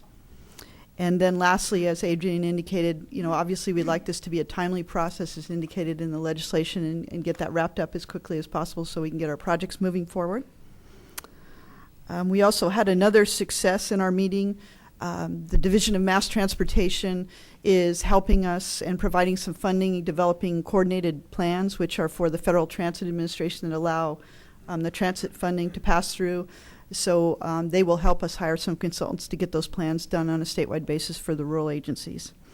And lastly, we will be participating in the Federal Highways, Federal Transit Administration performance measures meeting that's going to come up, I believe, in November. And we're looking forward to commenting on the CTIP working paper that's coming out. So thank you. And do you have any questions? Thank you, Sharon. Any questions of Sharon? Okay. All right, thank you very much. Item number 14, report by self-help counties. Andy? Mr. Chairman, members of the commission, I hope you had a chance coming down here from Sacramento, if any of you did, to see the great partnership that's going on between the Proposition 1B program and the Measure K program in San Joaquin County on I-5 and Highway 99. It may have caused a slight delay in getting down here. I was actually relieved to hear that Vince's accident was not on the freeway, but on a local surface street. As the moderator for the Self-Help Counties Coalition, I wanted to fill you in on a few things that we have been doing. We met in San Francisco on August 21st.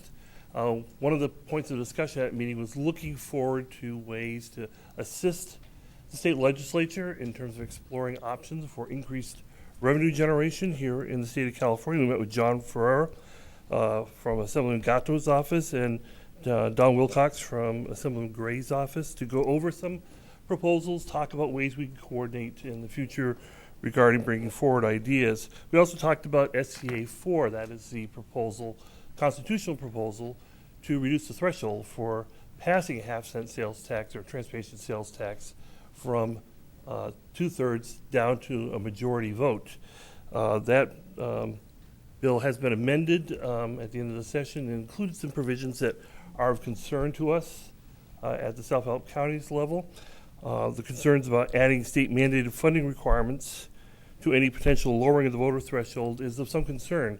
We have a very good winning formula that has been developed over the course of the last 20-plus years in terms of bringing transportation sales tax forward to the voters, measures that are designed to meet local needs and are designed based upon the issues and concerns that are in a county in California. And tinkering with that particular formula is of concern to us if it involves adding things or subtracting things that are available for local sales tax measures to go forward.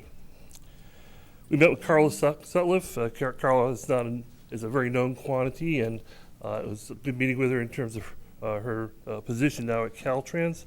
We discussed some of the challenges that we've had on some issues, such as Caltrans federal oversight charges to the regions and things along those lines. But also it was a very positive meeting because there is a very good ongoing working relationship between the department and self-help counties in terms of delivering projects, as those of you who drove through San Joaquin County this morning can recognize. Self-help counties continue to participate in the CTIPS program, as mentioned by Secretary Kelly.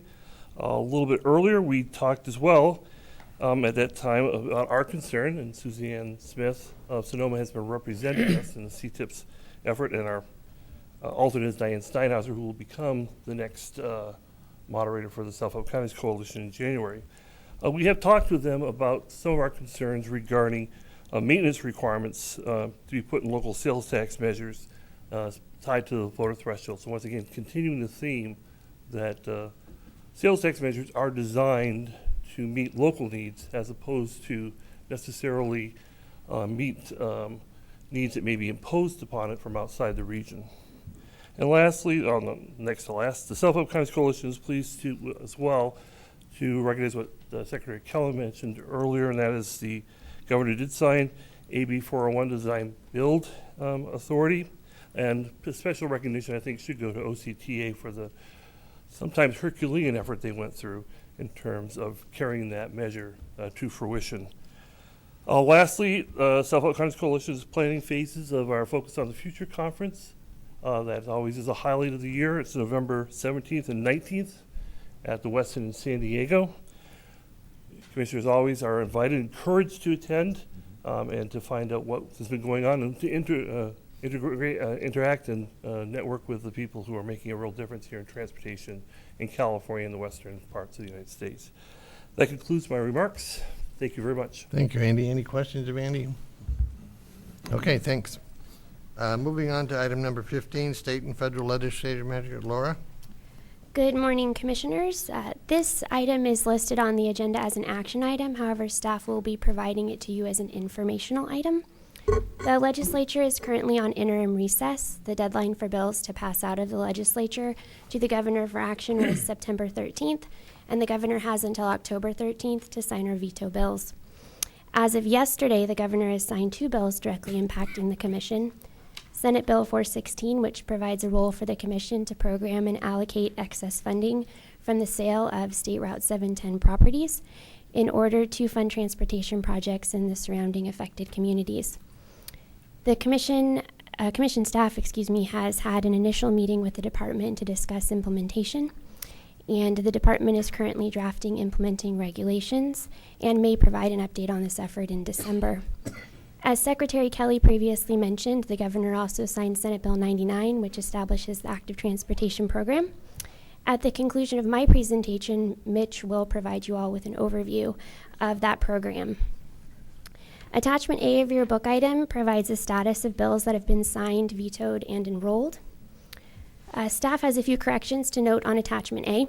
Since the preparation of the book item on Friday, the governor has signed the following bills: Assembly Bill 1222 and Assembly Bill 401, as were summarized for you by Secretary Kelly. The governor also signed Assembly Bill 755, which requires that the project study report for specified bridge projects include consideration of a suicide barrier. Attachment B provides a list of bills that did not pass out of the legislature this year. Staff will continue to monitor these bills during any activity during the second year of the session. If you have any questions, I'd be happy to entertain them at this time. Otherwise, I will defer to Mitch. Okay, any questions of Laura? Thank you. We do have one speaker, Jeannie Ward-Waller. Welcome. My comments will probably follow Mitch's update too. He's going to talk about the Active Transportation Program. Excuse me, I'm Jeannie Ward-Waller. I'm with the Safe Routes to School National Partnership. Good morning, Commissioners. I just wanted to speak in support of SB 99 and the adoption of an active transportation program, particularly thanking Brian Annis and Secretary Kelly for their leadership and all of his work through the summer in convening the work group that worked on the legislation, which we were a part of, and looking forward to also working with Mitch and CTC's staff on establishing the guidelines. And also the regional agencies as well, starting this afternoon. Also just wanted to remind you in the spirit of active transportation that this is Walktober, and tomorrow is International Walk to School Day. So certainly encourage you to come out and participate in walk to school events in your community. There are several in Sacramento that we're participating in, and we would love for you to participate if you're interested. So thank you. Thank you, Jeannie. Any questions? Okay, moving on to... No, Mitch was going to give it active. Commissioners, just to give a brief overview of the active transportation program. The statute lays out about half a dozen goals for the program, including increasing the proportion of biking and walking trips, safety and mobility for non-motorized users, advancing the efforts of greenhouse gas reduction, enhancing public health, ensuring disadvantaged communities participate in the program, and then making sure a broad spectrum of projects benefit from the program. Within these goals, the Commission has a significant role. The Commission is charged with developing guidelines within 6 months of enactment of the statute, which is the end of March. And then there's a notification of the Joint Legislative Budget Committee, so really we got about 4 months to put this thing together. The Commission will also be programming and allocating the funds, and that will be an interesting process because there are different pots of money. There are really, the state statute lays out 4 different programs, but when you look at the federal 3 different programs, but really it's 4. When you look at the federal statute, there's certain pots for safe routes to schools. There's a minimum for non-infrastructure project. There's minimums for disadvantaged communities. So there's a lot we're going to have to weigh when we put together this program. As Jeannie mentioned, we'll be holding a number of workshops for the guidelines. We have 4 of them scheduled. We'll be announcing at least one other in November that we'll be holding. We will, depending on the size of these workshops, be forming some subgroups to do some of the work and then reporting back, and we'll keep the Commission posted of our progress. Thank you, Mitchell. Any questions?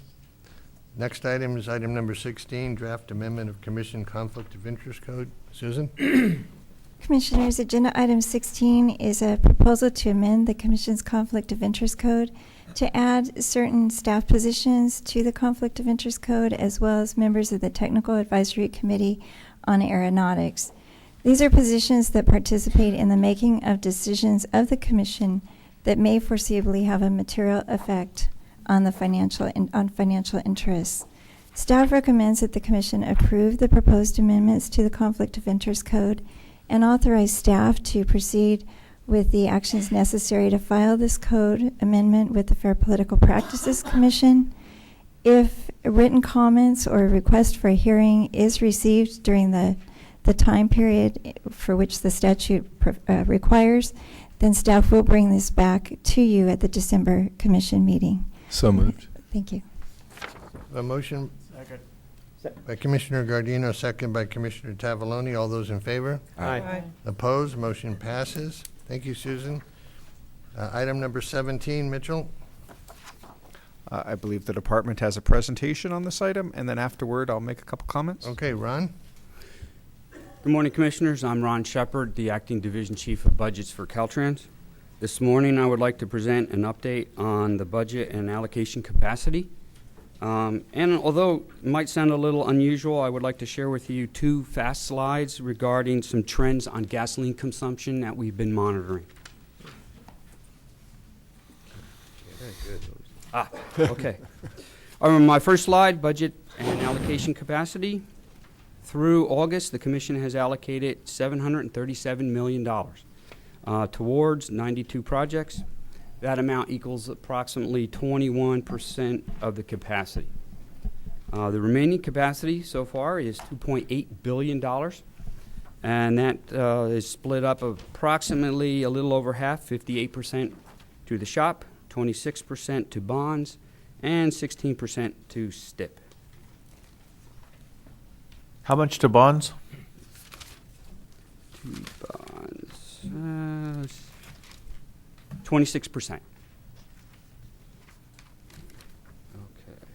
Now my next slide, again, like I said, these next following two slides are to share with you some information that we've been monitoring regarding fuel consumption trends. This first one on gasoline consumption in California as well as the rest of the nation, gasoline consumption has been declining. If we look at June of 2012 as well as June of 2013, we've experienced a decrease of about 13 million gallons of gasoline consumed. This downward trend is important since gasoline excise tax is our primary source of funding. Therefore, our revenue is starting to decrease as well. This last slide shows a little bit of a different picture, but it deals with diesel fuel consumption. And if we look at the same period, June of 2012 with June of 2013, basically we had a slight increase of about 2 million gallons. That's because I bought a diesel. Okay. There are multiple factors there are multiple factors affecting fuel consumption decreases, especially in gasoline. For example, we are seeing an increased purchasing of hybrids as well as electric cars, as well as the increasing fuel economy standards for cars that are manufactured. So at future meetings, we would like to share information similar to this with you on issues that we feel affect transportation. This concludes my presentation. If there are any questions, I'd be glad to answer. Commissioner Dunn? It would be interesting, thank you for this, it would be interesting to see, following the gasoline and diesel consumption, the number of vehicle miles traveled in comparison. Because even though gasoline is down, actually miles traveled is up. Correct. And so that shows another story that road wear and tear continues to increase. It actually is not static. And I think that's where the connection needs to be made. Good point. Certainly. Yeah.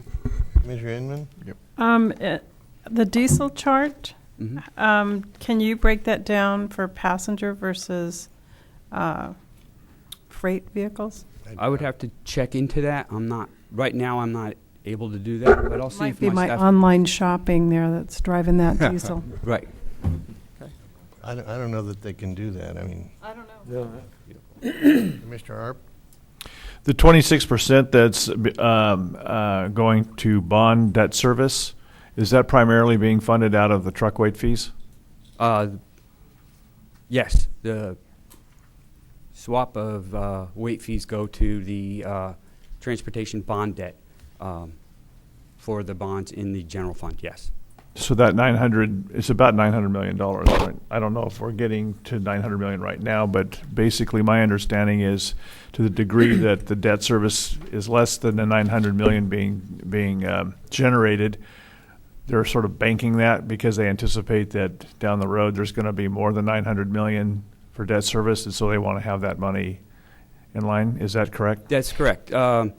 I don't have the specific dates or the years that it's going to occur, but right now the amount of weight fees being transferred in does exceed the debt service right now.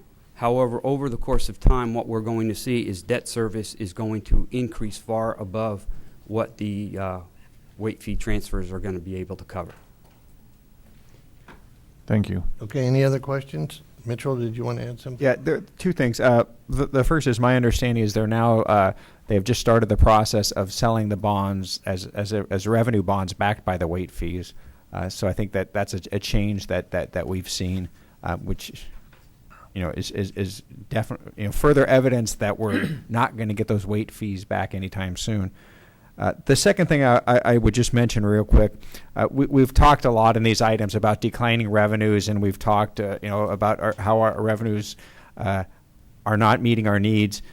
One thing I'd point out, there are a number of states that in the last year or so have done things to raise new revenue: Arkansas, Connecticut, Florida, Maryland, Massachusetts, Nebraska, South Carolina, Virginia, Vermont, and Wyoming. So 20% of the states have all done things to raise additional revenue.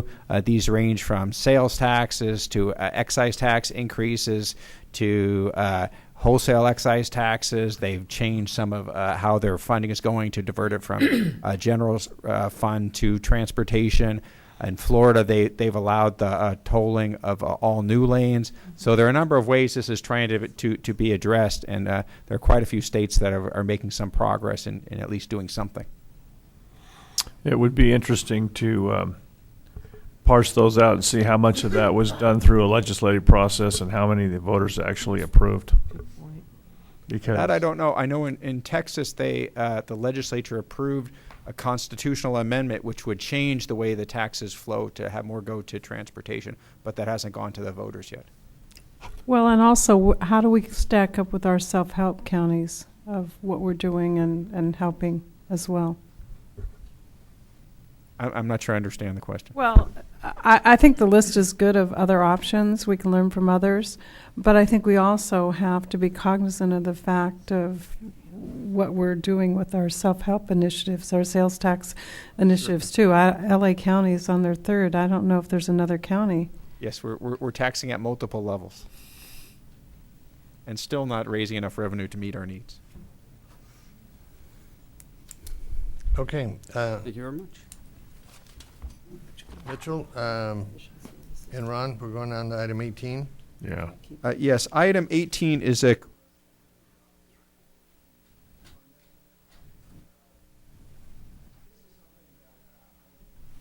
You're on mute. There you go. Okay. I like that big light. I just have to not cover it up with my binder. This item is a correction to the adopted 2014 fund estimate. It is adding about $65 million in programming capacity in the public transportation account. This is something I wish I would have realized prior to adopting the fund estimate, but when we got back after the last commission meeting, we had been presented with a long-term PTA cash forecast, and we had also just adopted the fund estimate, and in analyzing the two, it became clear that there were a couple of errors we needed to correct. The bottom line number is not huge in terms of the need, but it certainly is something that will be appreciated in the programming of the STIP, and therefore staff recommends approval. So moved. Second. A motion by Commissioner Arp, seconded by Commissioner Simi. All those in favor? Aye. Opposed? Item passes. Thank you. Thank you. At this time, I think Senator Berryhill has joined us. Would you like to come up and address us?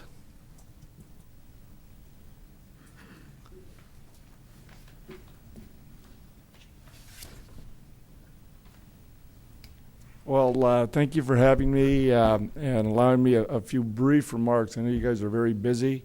I've been sitting back kind of watching the process, and as all of you have gone through the Senate confirmation process, it's interesting for me to get to sit back now and see actually what you're doing up here. So I appreciate all your hard work. I really do. And, you know, I'm up here to kind of pitch a project here today, but I know there's many good projects up and down the valley. I see Turlock, I see Merced here, Fresno's well represented here. Just upfront and quick here, I would like to encourage this board, if you haven't made decisions on the carbon tax credit, to use that towards transportation. We here in the valley, unemployment's still, but I know there's many good projects up and down the valley. I see Turlock, I see Merced here, Fresno's well represented here. Just upfront and quick here, I would like to encourage this board, if you haven't made decisions on the carbon tax credit, to use that towards transportation. We here in the valley, unemployment still remains between 12 and 14%. We have lost RDAs. We have lost our enterprise zones, our last tools for economic development here in the valley. And the transportation part of this thing to draw business is very, very important. The project that I'm here to talk about very briefly today is the Pellendale Interchange. I know it's very late on your agenda today to talk about, but I would like to encourage you to consider that project also. When they made that interchange, they just didn't they didn't anticipate the population that Modesto was going to have, and it needs fixing.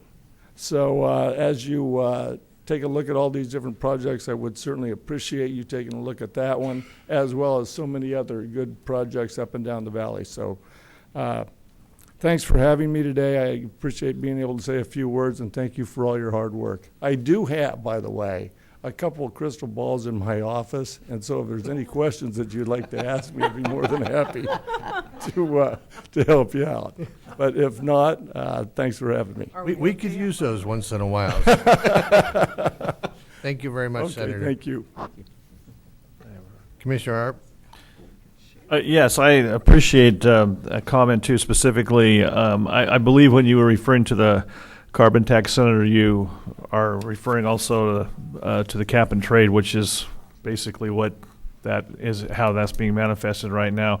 There's a lot of water still to flow under that bridge, but I do think it's incumbent upon the transportation community to begin to weigh in a lot more heavily on that. A simple answer is that the fuel portions of cap and trade is really a potentially significant source of funding, but there are a lot of folks now who've woke up and realized that they could go after that money for a lot of non-transportation purposes. They may be greenhouse gas reducing purposes, but they're not transportation related.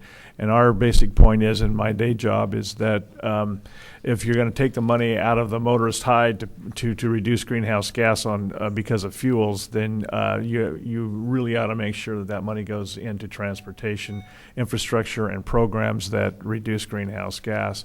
And that's something that is not really. There are a lot of folks floating around the legislature that don't really get that connection. And frankly, I think that we get to the point where the voters begin to understand what's happening. There's going to be a huge backlash if we can't at least show them that what they're paying more at the pump is going back to benefit transportation. Well said. Mr. Chair. Commissioner Gardino? Thank you, Mr. Chairman. And I agree with everything that Commissioner Arp just said as well. Senator Berryhill, it's great to see you. Thanks for your leadership in Sacramento. In 1992, I was a young legislative aide to a Central Valley Assembly member, and that was when Governor Deukmejian took to flying around in helicopters above LA doing traffic reports, as he personally championed the last time we've had a gas tax increase, first 5 cents and then a penny more a year for 4 years, up to 9 cents. What we haven't done well in California is adjust those for inflation, however, and we see our roads continue to deteriorate from a shop perspective, but also lack of funds for new facilities as well ever since. That we've lost our buying power there. TRIP in D.C. Just released their report of the worst road conditions in the United States. Number 1, California, was Los Angeles. Number 2, also in California, San Francisco. Number 3, also in California, the city in which I was born, San Jose, where just the third worst, 56% of all roads are in poor or worse conditions. We share your frustration when you talk about great interchanges like at Palindale. So whether it's just terrible condition of roads that cost all of us as motorists in San Jose an average of $733 a year in fuel efficiency loss and our cars wearing out more quickly, et cetera, to any idea of expanding our system. Do you have a sense from the legislature perspective, as you look at either of those two crystal balls on your desk, when we might have the appetite for not only seeking efficiencies, which we always need to do, but also the revenue to make up for the lost buying power of past efforts like Governor Deukmejian's that were not adjusted for inflation? Yeah, Governor Brown is still hitting pretty hard after his last Prop 30 initiative. But I think that everybody in California wants to drive these roads, understands that we've got to do something, Carl. So I think the next year or so we're going to certainly have opportunities to move that ball forward, and I look Excellent. Sir, thank you. Thank It's you. always such a pleasure to work with you and to see you. Commissioner Inman. Just briefly, I want to add that we continue to do a lousy job of marketing and communicating the good work that we are doing. And we heard today that we put all our federal dollars to work, and then we got some more to work with. And I think we forget to continuously tell that story, and it's not really our strong suit for some of us. But I think we have to, in all of our MPOs that are here and anybody else who has a marketing team, let's share the good news on a real regular basis. I think it's important. Thank you. Commissioner C. I also want to echo Jim and Carl's comments regarding our revenues. Thank you, Senator Berryhill, for being here today, and we look forward to your leadership in helping us figure out more revenue sources for transportation in the years to come. Thank you. Okay, we're moving on to item number 19, Proposition 1B, Administrative Cost Update. Mitchell? Commissioners, this item is a follow-up to what was presented last month by the department, their estimate of the administrative cost savings that we're having. As you recall, we had set aside 2% for administrative costs out of each of the bond programs. Caltrans in August gave a presentation of what they estimate that they no longer need out of that 2%. That handout from August is in your book item as an attachment. What staff is recommending, two things in terms of how to deal with that the commission adopt as a policy. The first is that the savings will be used to fund projects that provide additional benefits to the traveling public, and the savings will not be used to fund cost overruns on existing projects. The second is that the savings will be programmed and allocated in the same manner as other projects in the individual program, and so we're asking you to adopt a policy of those 2 points. I would also note the book item contains a couple of caveats about programs which you might not be able to use the money, and that we're asking Caltrans to spend some additional time to make sure that they're comfortable with these estimates and that they've updated them to ensure they cover the full accountability that we're required to do over the life of the projects and at the end of the projects. Because if we don't set aside enough money to cover the audits and the performance reviews at the end of the projects, we still have to do that work, and it's going to end up coming out of another program, which will mean the shot. So we want to make sure that if we're going to use some of this money, that it's truly money we're not going to need. That said, staff recommends approval. Okay. Andre, did you have a comment you want to make? I do. Thank you, Mr. Chair. There are a couple of things here in this recommendation, the caveats, as Mitch mentioned, that are really critical to keep in mind. One is the Corridor Mobility Improvement Program, the CMIA, had within the proposition language a deadline of December 31, 2012. It essentially says that the Commission, and I'm going to paraphrase here, that the Commission can only really allocate those funds to projects that can commence construction or implementation by December 31, 2012. Essentially, what that means is that you cannot really allocate those funds at this point. That's at least the interpretation we're going with beyond December 31, 2012. I am working with our legal counsel to have them opine on this condition to let us know whether the Commission really has the ability to add any new projects into that program, today or tomorrow or next year.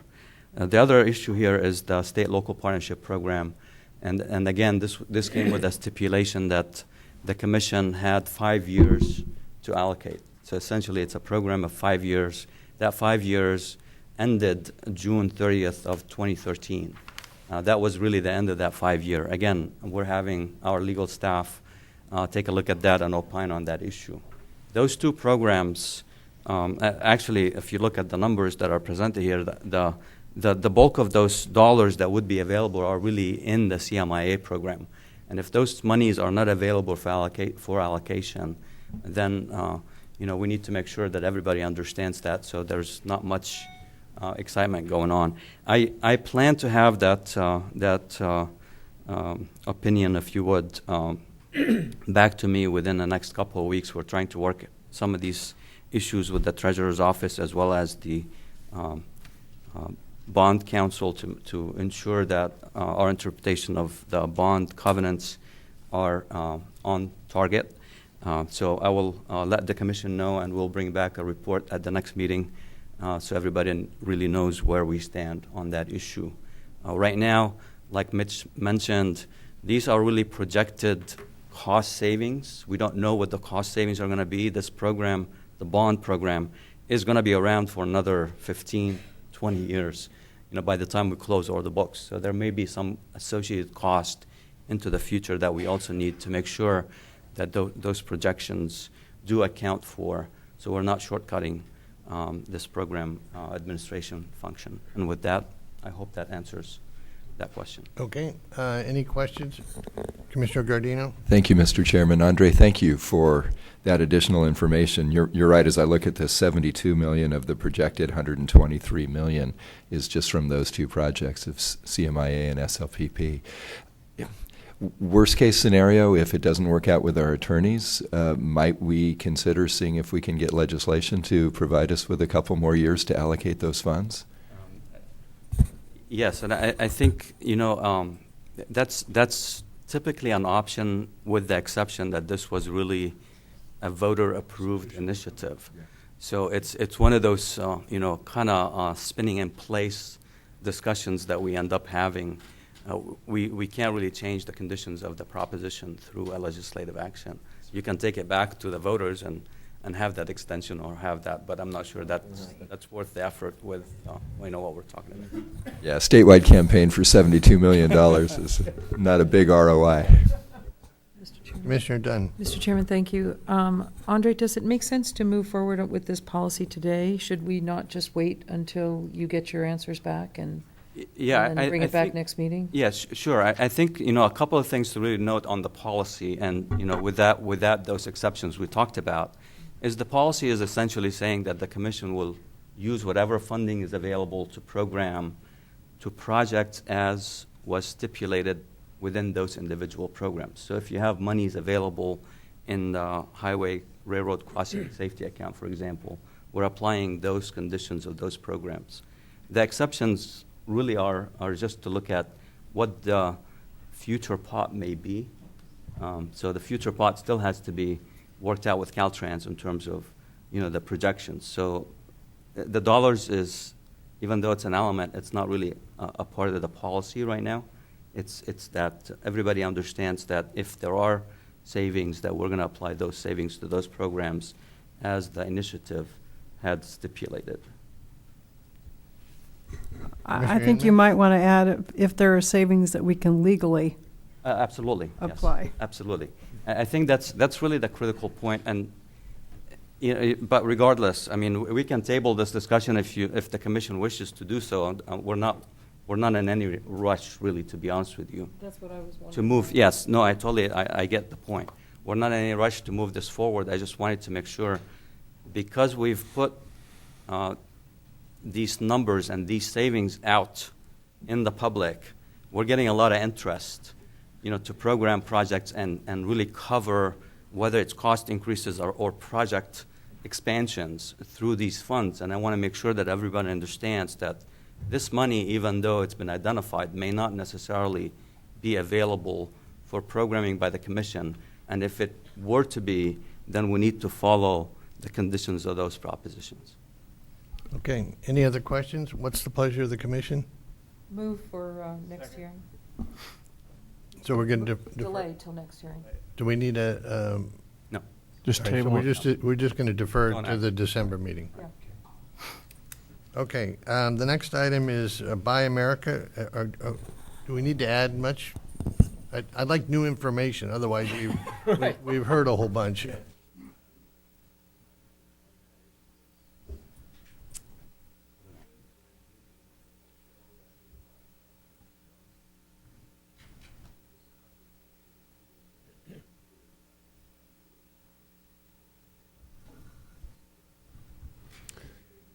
New information, right?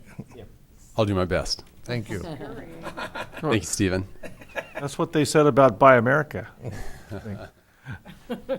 Well, good morning, Chair Gilmedian, Commissioners. It's a pleasure to be here this morning. My name is Gary Gutierrez. I'm the project manager for the department's Buy America Task Force Committee.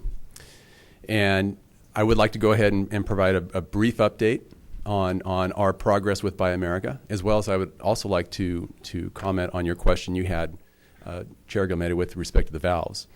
I'd like to begin by just assuring the Commission that we've been, since the moment we recognized the scope and magnitude of the Buy America issue as it relates to utility companies, that we have been working aggressively to understand the complexities of the Buy America issue. And we've been identifying risks and isolating them, as well as taking full advantage of any opportunity that might avail itself. I do want to point out also that the department has never expected an extension to the temporary thank you, that we find ourselves in right now. But instead, we've been aggressively and tirelessly advancing projects. We've also been partnering with federal, state, local, and even utility interests in trying to understand how best to apply the Buy America provisions so that once this transition period sunsets, the utility companies will be in a great position to succeed. Now, to actually comment on the question you had with respect to valves, because frankly, that is one of our biggest challenges. I do have some relatively good news on that front. One of the efforts we've been making is to reach out to manufacturers and trying to identify where some risks are there. We actually came across one of the largest valve manufacturing companies in the United States, Cameron International, located out of Houston, Texas. And they are very aware of the Buy America issue. So they are, and I've confirmed this as of last week, they are tooling up to prepare themselves to be able to provide valves up to 42 inches. So we're talking huge valves that would be 100% Buy America compliant. So that's great news. But I would ask to hold your applause because there are some conditions that go along with that. One is that the cost is anticipated to be about three times the amount of a comparable valve. The other thing is the lead time for a normal valve is anywhere from 4 to 12 weeks. The lead time for these valves are going to be about 30 weeks. So it's significant. It's going to it'll impact our schedules as well as our costs, but we can manage that. Can we lease the foreign one while we make the other one? Can we adopt? I'll need to talk to Vince about that. Can we invade a country? In closing, I would like to say though that we are aggressively doing everything we can to manage our risks, and get as many projects through, as well as take full advantage of the remaining transition period that we have. I'd be happy to answer any other questions that you might have. Commissioner Inman? I have. On the 30 weeks, do you have any intel on why we could get one from 4 to 12 weeks versus 30? And my second part of that question is we heard from our utility partners that there's actually an approval process that needs to take place with the CPUC. Are you including that approval process in that 30 weeks? Excellent question. And if I may, the 30 weeks is going to be the anticipated average turnaround time once the approval is made. Now, on the initial purchases, each utility company is going to go through a period of studying and testing the product as it comes out. So the first several valves are going to be more around 45 weeks, because they have to go through all the processes for testing and whatnot. Once those are approved and once that all clears, then it will, the average turnaround time will be about 30 weeks. Commissioner Alvarado? Well, and I think when you look at at the 30 weeks, it's like anything. Once you start making them, the time frame is going to shrink. But and it's just, I guess it's just a little frustrating to me, when all of this came out. And although, people complained about the money going to a third world country, if it's going to Texas, it's pretty much the same thing.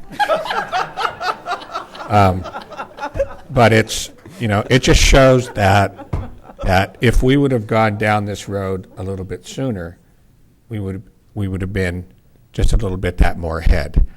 But it's more expensive because you're paying more than $1 a day. But it's just something that I think we just need to just buck up and do. You're putting people to work, they're spending the money here. What's going to end up happening is this is going to end up being so successful that some foreign company is going to buy the company. But it's just something, it's a step that we just have to keep, one right after another. We just need to keep moving forward on this. So, and valves are just the first step. Then now we've got, transmission lines and all the rest of the stuff that's going to come on down the road. But it's the right thing to do. Okay, any other questions? Thank you very much. It's a pleasure. Thank you. Thanks, Gary. Moving on to item number 22, a hearing program of projects for fiscal year 2011-12 Federal Transportation Administration, Elderly and Disabled Transit Program. One. Is that on? Okay, there we go. Thank you. Commissioners, items 22 and 23 work together and are related to the 5310 program, as Commissioner Gilmeri said. Item 22 needs a little background, and I'm sorry to interrupt, Mr. Chair. I'm on the board of one of the agencies that would be funded with this vote. I assume I should step out for this. It's a non-compensated board, but I leave it up to our staff. And that'll be under item 23 is when we'll propose the adoption, if you wanted to wait for. I didn't know if, because they're both on the same topic, if I needed to step out. Should I step out on 23 then? Yes. So this is to go on with item 22. The law places 3 mandates on the commission regarding the 5310 program. The first one is that the commission directs the department on how to allocate the funds for the program. And the second one is the commission establishes an appeals process for the program. And the last one is that the commission should hold a public hearing prior to adopting the program of projects. The commission, for item number 1, has met that requirement by approving procedures long time ago.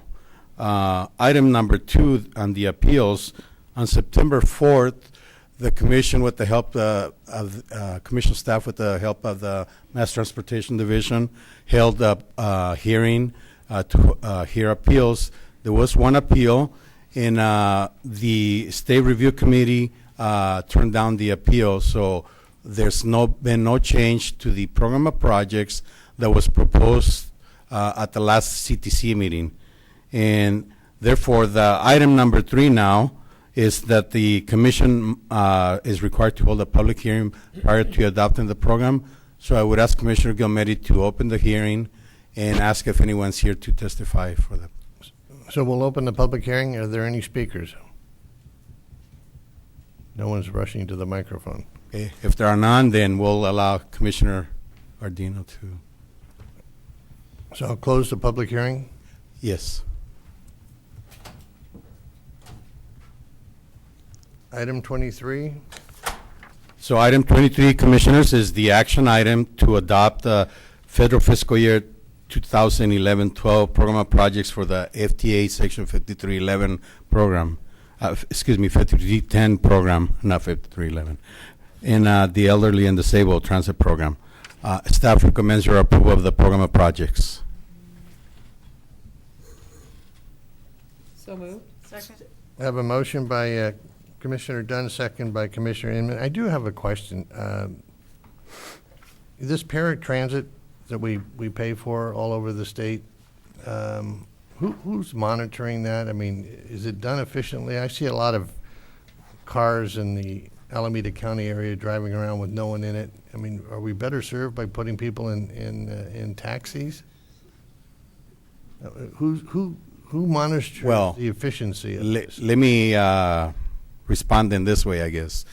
This program specifically was set up to purchase the paratransit vehicles for agencies, and most of the agencies were not public agencies. They were nonprofits, serving the disabled, and many of these are in areas that are not being served well enough by public transportation. Therefore, the state government, the federal government, the federal law require that these funds be provided to those agencies that were serving the population that was not being served by public transportation. So, the requirements that they have was mostly towards buying the right type of vehicle. But I understand what you're asking Juan, I understand that. And I understand that, for example, in Alameda County, we have lots of public transportation, we have lots of taxis, et cetera, but we also have all these paratransit vehicles. Who's monitoring the efficiency of these programs to drive down the cost? I would say that it's a combination of the state and probably the local governments, because this is Can we get a more specific answer of who's monitoring this program? That's what I want. You don't need to. You don't guess. Okay. I'd like to know who's monitoring these programs to make sure that they're efficient. So, thank you. I have Very a good. motion and a second. Any further discussion? All those in favor? Aye. Opposed? Motion passes. Item 23. That was item 23. Excuse me, information calendar. Yes, Commissioners. The next 13 agenda items, 24 through 36, are information reports deemed by staff not to raise any issues. The individual information reports will not be discussed unless specifically requested by a commissioner.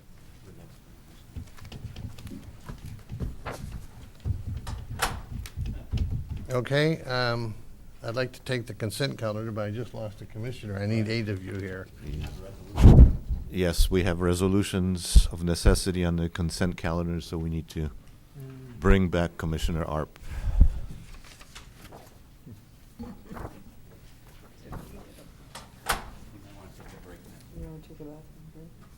All right, we'll take a 10-minute break.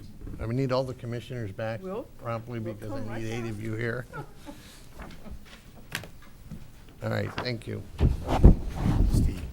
No pressure. Made it myself. Hey. Well, the only thing I know how to cook. All right, Stephen, the consent calendar?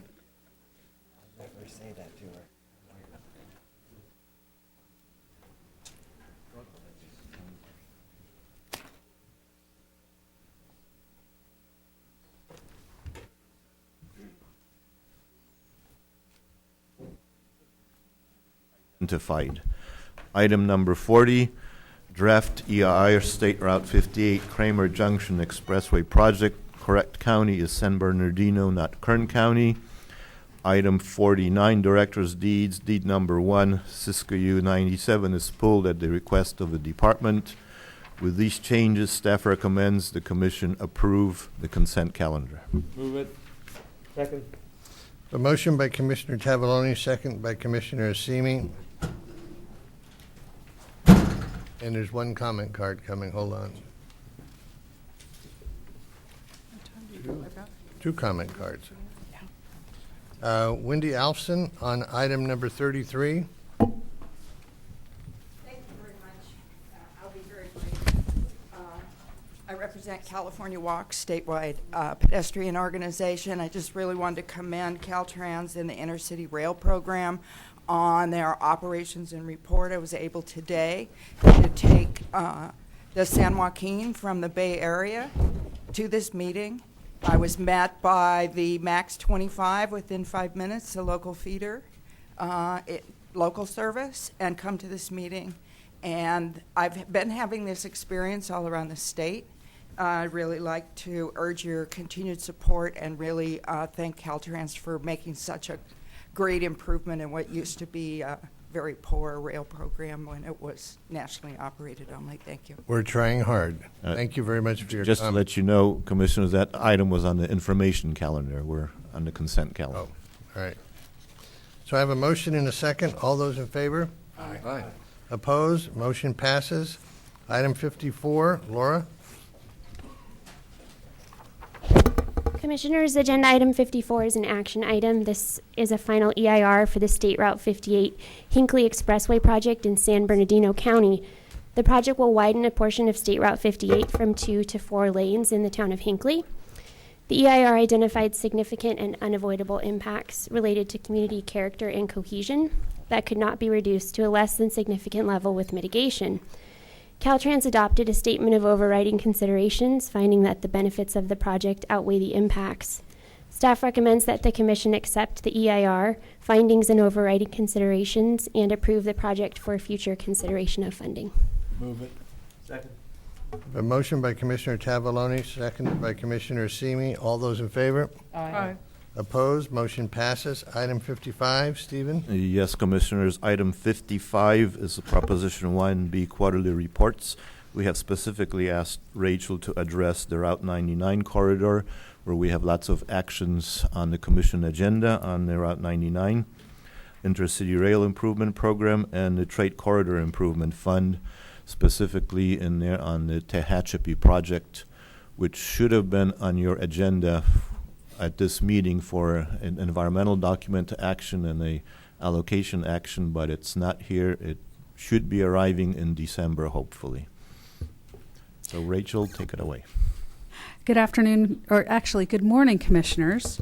I'm going to go over just a few of the programs as indicated by Stephen this morning. The first is State Route 99. As you are probably aware, all of the projects in the original program were awarded and savings were realized on 8 additional projects, and additional projects are planned and will be programmed as they're delivered and savings are realized. And to that point, there is an item 57, where I will be talking about some savings.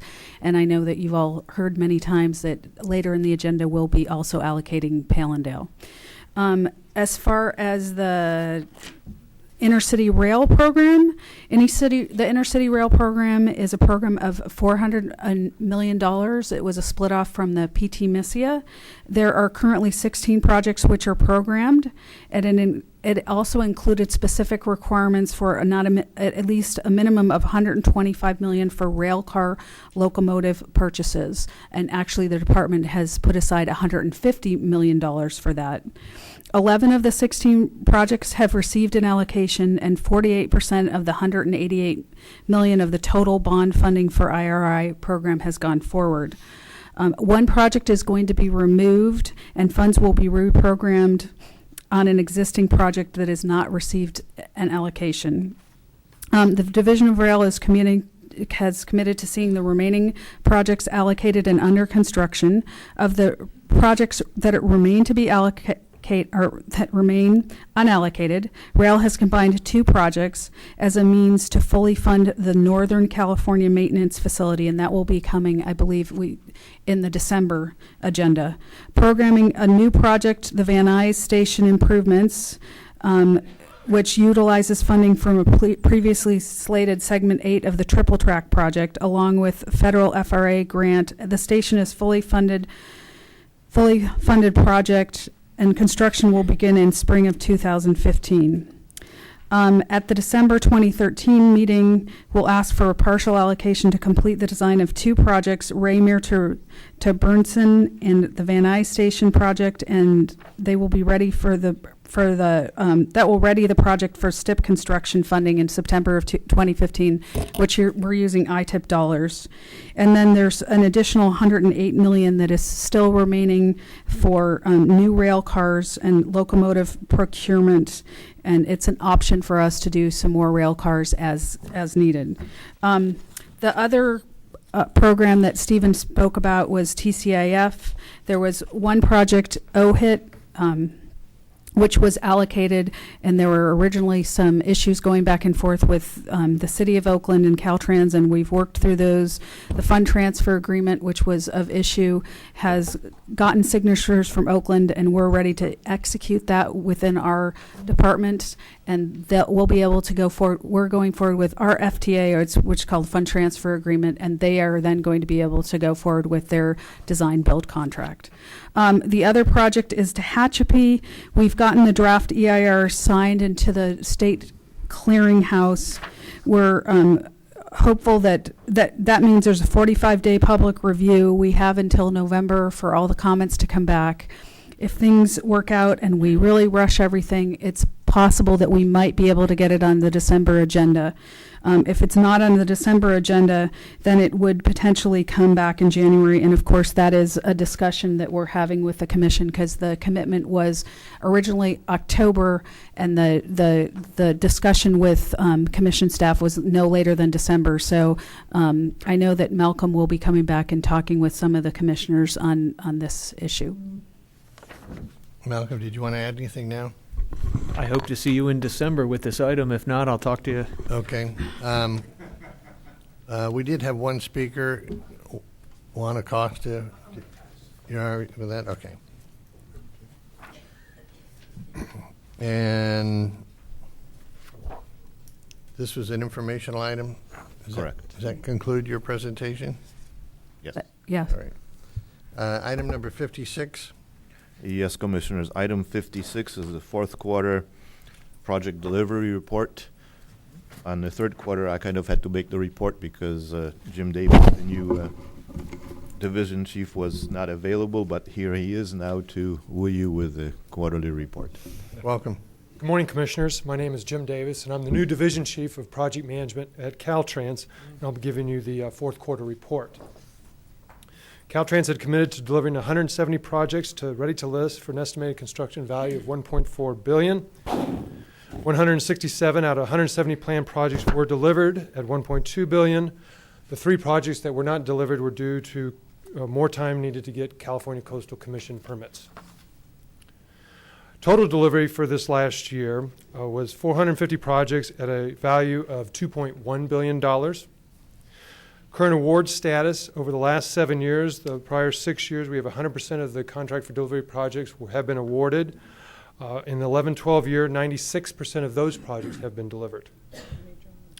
On environmental document milestones, 108 of 119 final environmental document milestones has been delivered. For draft environmental document milestones, 29 of 39 projects have been delivered. Under right-of-way, this past year, 100% of the right-of-way capital allocation was expended, and 164 of 174 right-of-way certifications planned were delivered. On construction contract acceptance, 165 of 199 of the construction contract accepted milestones were achieved. The department has 25 construction contracts in arbitration. During the fourth quarter, 6 new arbitrations were filed and 3 were settled. And that concludes my report. Any questions? Thank you, Jim. Appreciate it. Item 57, Stephen? Yes, Commissioners. Item 57, we'll have Rachel back begging you to reduce the prudent reserve so we can allocate the Palmdale project. The way that was teed up. So I'd like to beg now, Commissioners, we're proposing the reduction of the prudent reserve from $25 million to $16,464,000, and this will allow for Palmdale to actually come forward. The prudent reserve has been reduced for a couple reasons. There were a couple projects we've already allocated, along with we're continuing to look at the projects that are in construction and evaluating the risks, and some of the risks no longer exist. So there was an ability to, in the south, reduce about $2.5 million of prudent reserve in that case. So that will give you enough funding left to go forward with the Palmdale project, which is an upcoming item, and I can't remember the item number. But that's it, unless there's any questions. Okay, any questions? Just clarification as opposed to begging. I think this is a representation of good risk management, yeah, progress, successful progress of projects going down the line, and a decision to get more projects out on the street. Well said. Commissioner Arp? Another way of stating it is getting less prudent money is prudent in this circumstance. Yes. Here, here, more money out on the street. More jobs. All right, can I get a motion? Yes. Second. I have a motion by Commissioner Semi, seconded by Commissioner Arp. All those in favor? Aye. Opposed? Motion passes. Stephen, item 58. Yes, Commissioners. Item 58 is a programming action to add the Feather River Interchange Project into the TCIF program. Staff recommends you approve this action. Move it. Second. A motion by Commissioner Tavaloni, seconded by Commissioner Alvarado. All those in favor? Aye. Opposed? Motion passes. Item 59, Stephen? Yes, Commissioners. Item 59 is another TCIF action. These are baseline agreements, approval of a Feather River Interchange Project and the Santa Clara 101 Freeway Performance Initiative Project baseline agreement. Staff recommends approval. Move it. Second. A motion by Commissioner Tavaloni, seconded by Commissioner Alvarado. All those in favor? Aye. Opposed? Motion passes. Stephen, item 60. Yes, Commissioners, I'd like to take item 60 and item 80 together because they're both really the same project. Item 60, we are adding the Hallandale project into the State Route 99 bond program. And item 80, we will be allocating the project. Staff recommends that you approve both actions. So moved. Second. I have a motion by Commissioner Semi, seconded by Commissioner Tavaloni. Chair, may I make a couple comments on this? As soon as I finish this little thing I have to do. So I have a motion by Commissioner Semi, seconded by Commissioner Tavaloni, and we're up for discussion.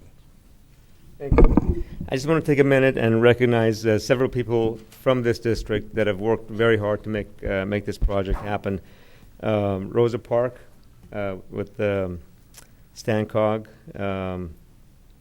our council member Stephanie Burnside from the city of Modesto, and of course Carlos Yanzon, our Stan Cog director, who've worked hard and put up a lot of hours, attended many commission hearings to get this project elevated and illuminated so they could get the proper funding. I also want to thank Caltrans, Rachel and Norma for working diligently to make sure we have appropriate reserves. Now I'm changing my vote. But yet getting the money. You haven't voted yet. Getting the money on this, getting the money on the street, so we can get mobility in the Central California, put people to work, reduce congestion, improve air quality, etc. Thank you. We have all your efforts. We have one speaker, Carlos Yamson. I'm sure you want to thank Commissioner Semi.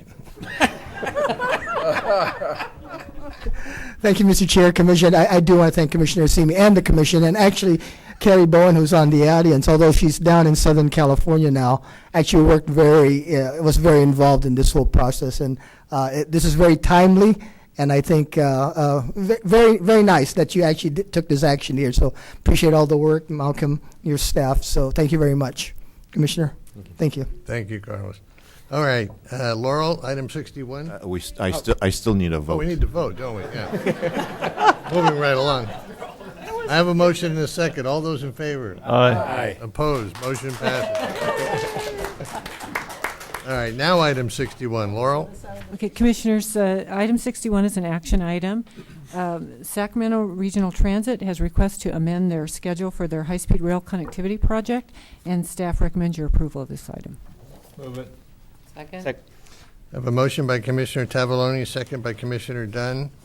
All those in favor? Aye. Opposed? Motion passes. Item 63, Laurel? Yes, Commissioners, this is also an action item. This is an update to the Eureka Non-Freeway Alternative Project Funding Policy. This is sort of the original local alternative tip. This is a request from the City of Eureka, Humboldt County, and the Humboldt County Association of Governments to update their policy. They're requesting to downscope their current programmed project, Waterfront Drive, to instead do a waterfront multi-use trail, and this is because they cannot get approval by the Coastal Commission to do the roadway.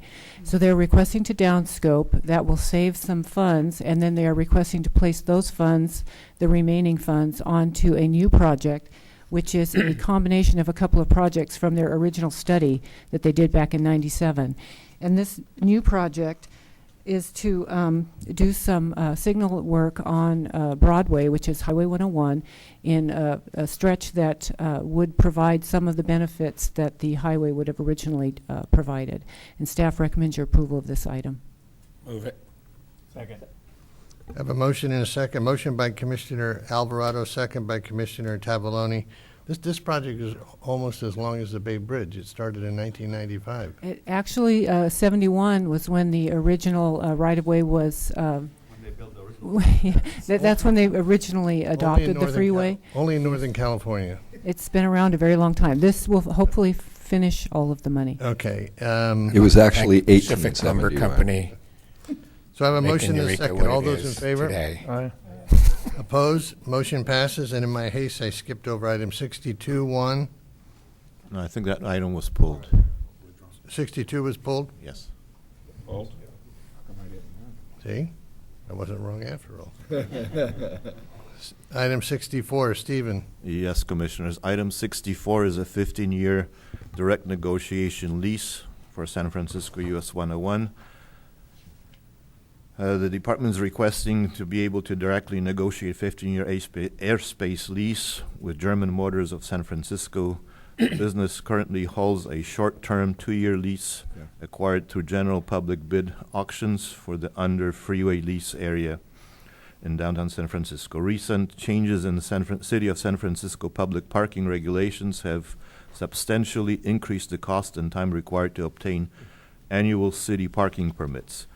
This added expense of the city's 25% public parking tax and costly permitting requirements have driven out the typical general public parking use operator from the market. In addition, San Francisco has adopted new landscape ordinances for the under-freeway areas.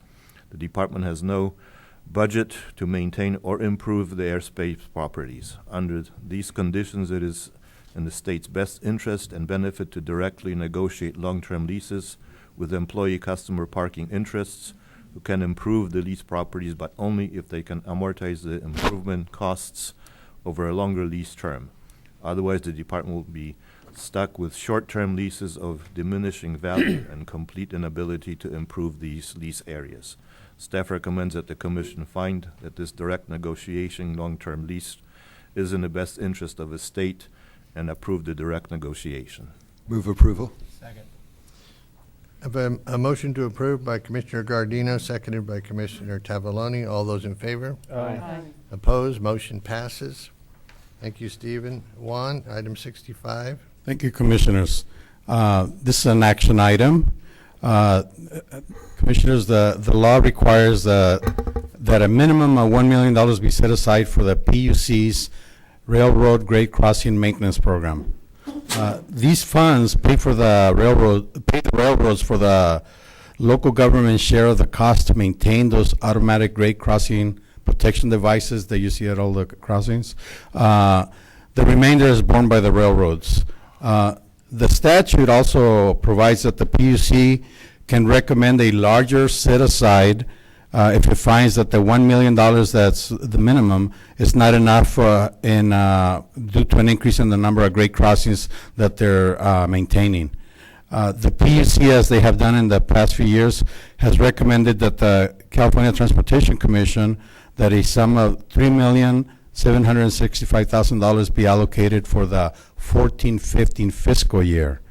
And as we've done in the last few years, we're required to do the $1 million, but the commission has been approving $2 million a year, and staff recommends that you continue that and approve $2 million as a set aside for 14-15.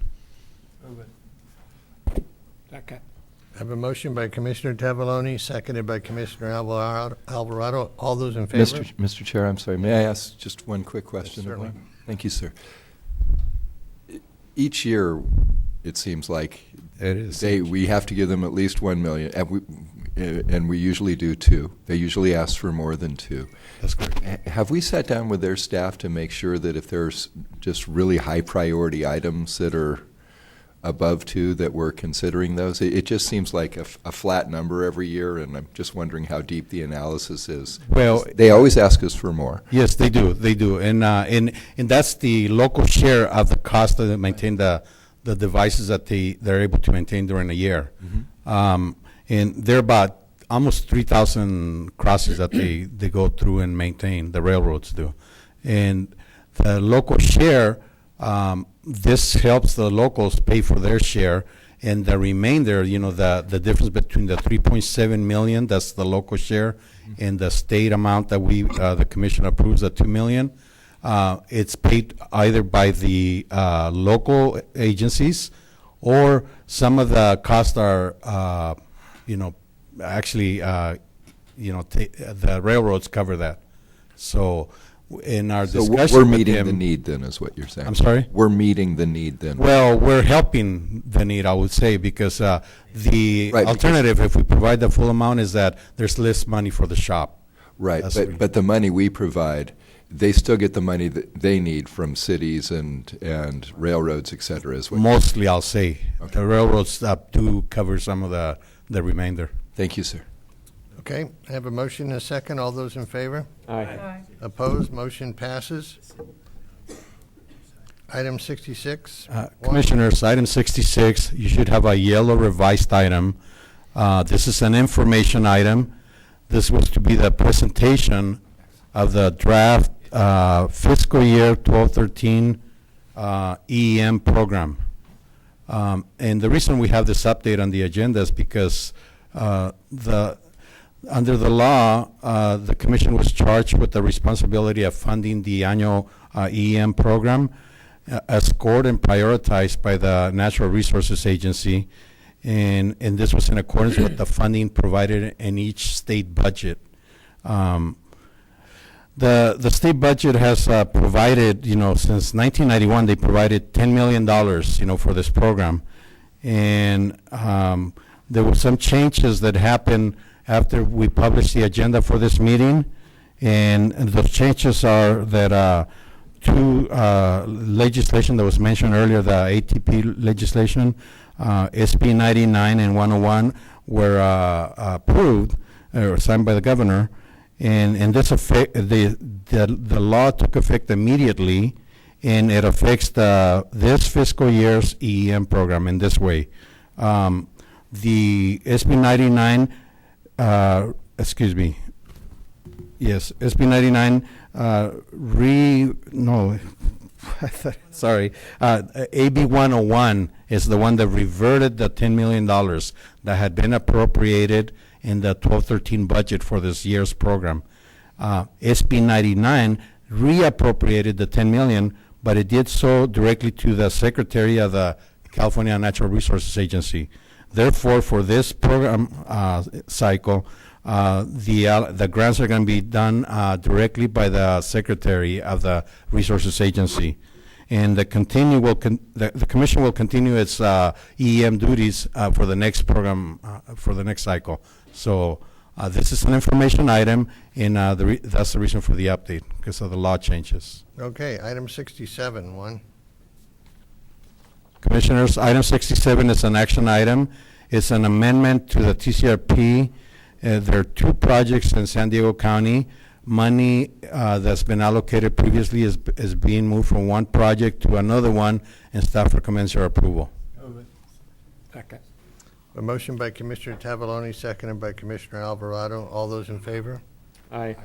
Opposed? Motion passes. Item 68, one. Commissioners, item 68 is an action item also, and is the monthly allocation for shop projects. The total amount being allocated is $47,280,000, and staff recommends your approval. Second. I have a motion by Commissioner Alvarado, seconded by Commissioner Dunn. All those in favor? Aye. Opposed? Motion passes. Item 69. Yes, Commissioners. Item 69 is a $15 million allocation request for the US 101 Freeway Performance Initiative project in Santa Clara County. Staff recommends approval. Move it. Second. I have a motion by Commissioner Gardino, seconded by Commissioner Simi. All those in favor? Aye. Opposed? Motion passes. Laurel, item 70. Yes, Commissioners, we can take 70 and 71 together. These are requests for allocation for STIP projects. It's $52.4 million for state administered and $15.7 million for locally administered, and staff would recommend your approval of those items. So moved. I have a motion by Commissioner Arp, seconded by Commissioner Alvarado. All those in favor? Aye. Opposed? Motion passes. Item 72. Yes, Commissioners, this is an action item. These are requests for allocation of Proposition 1A high-speed connectivity funds. This is a request for $141.752 million, $140 million for the BART car purchase, and the $1.752 for SAC-RT's project. Staff recommends your approval. Second. I have a motion by Commissioner Tavaloni, seconded by Commissioner Arp. Can we hold off on this until they settle the BART strike? Well, it's up to you to choose how to vote, but I think Bart would be very upset. All those in favor? Aye. Opposed? Motion passes. Item number 73. Yes, Commissioners, item 73 is an action item. This is a request for a supplemental allocation for a locally administered STIP-T project in Lake County. The county is requesting an additional $70,000 to complete environmental for the Bridge Arbor Bikeway project. This project was originally programmed for $50,000 and did get their allocation back in January 2011. This request is not consistent with STIP guidelines. Also, given the limited availability of our overall allocation capacity this year, and specifically of T funds, staff really cannot support this request. So staff is recommending denial and is concurrent with what the department is recommending in this item. How about a motion? Move it. Second. I have a motion by Commissioner Tavaloni, seconded by Commissioner Gardino. All those in favor? Clarification, what are we moving? Staff's recommendation of the denial. All those in favor? Aye. Opposed? Motion passes. Did we need a motion? Item 74. Item 74 has Hold been... that one, right? Yes. Okay. Item 75. Item 75 is an allocation for a shop project in which the engineer's estimate exceeds the programmed amount by more than 120%. This is an allocation for a project on Route 101 in San Mateo County. There are a number of reasons listed in the item why the current estimate exceeds the programmed amount. It basically comes down to once they had done more detailed work on design, the estimate was not updated earlier. The bottom line, however, is this is the current estimate, and so while it's not ideal to be doing it at this time, it would have been much better that it got updated during the programming process. Staff recommends approval of this item. The department is here to answer many questions if you have them. I still want to, every time these come up, I'm sorry, but I know we're going to approve it. Maybe not. But you just can't, yeah, maybe not. You just can't miss something by 77.9%, or in the case of the next one, by 84.5%. I just don't know how you do that. Is there anyone here from... So I've said my piece, and...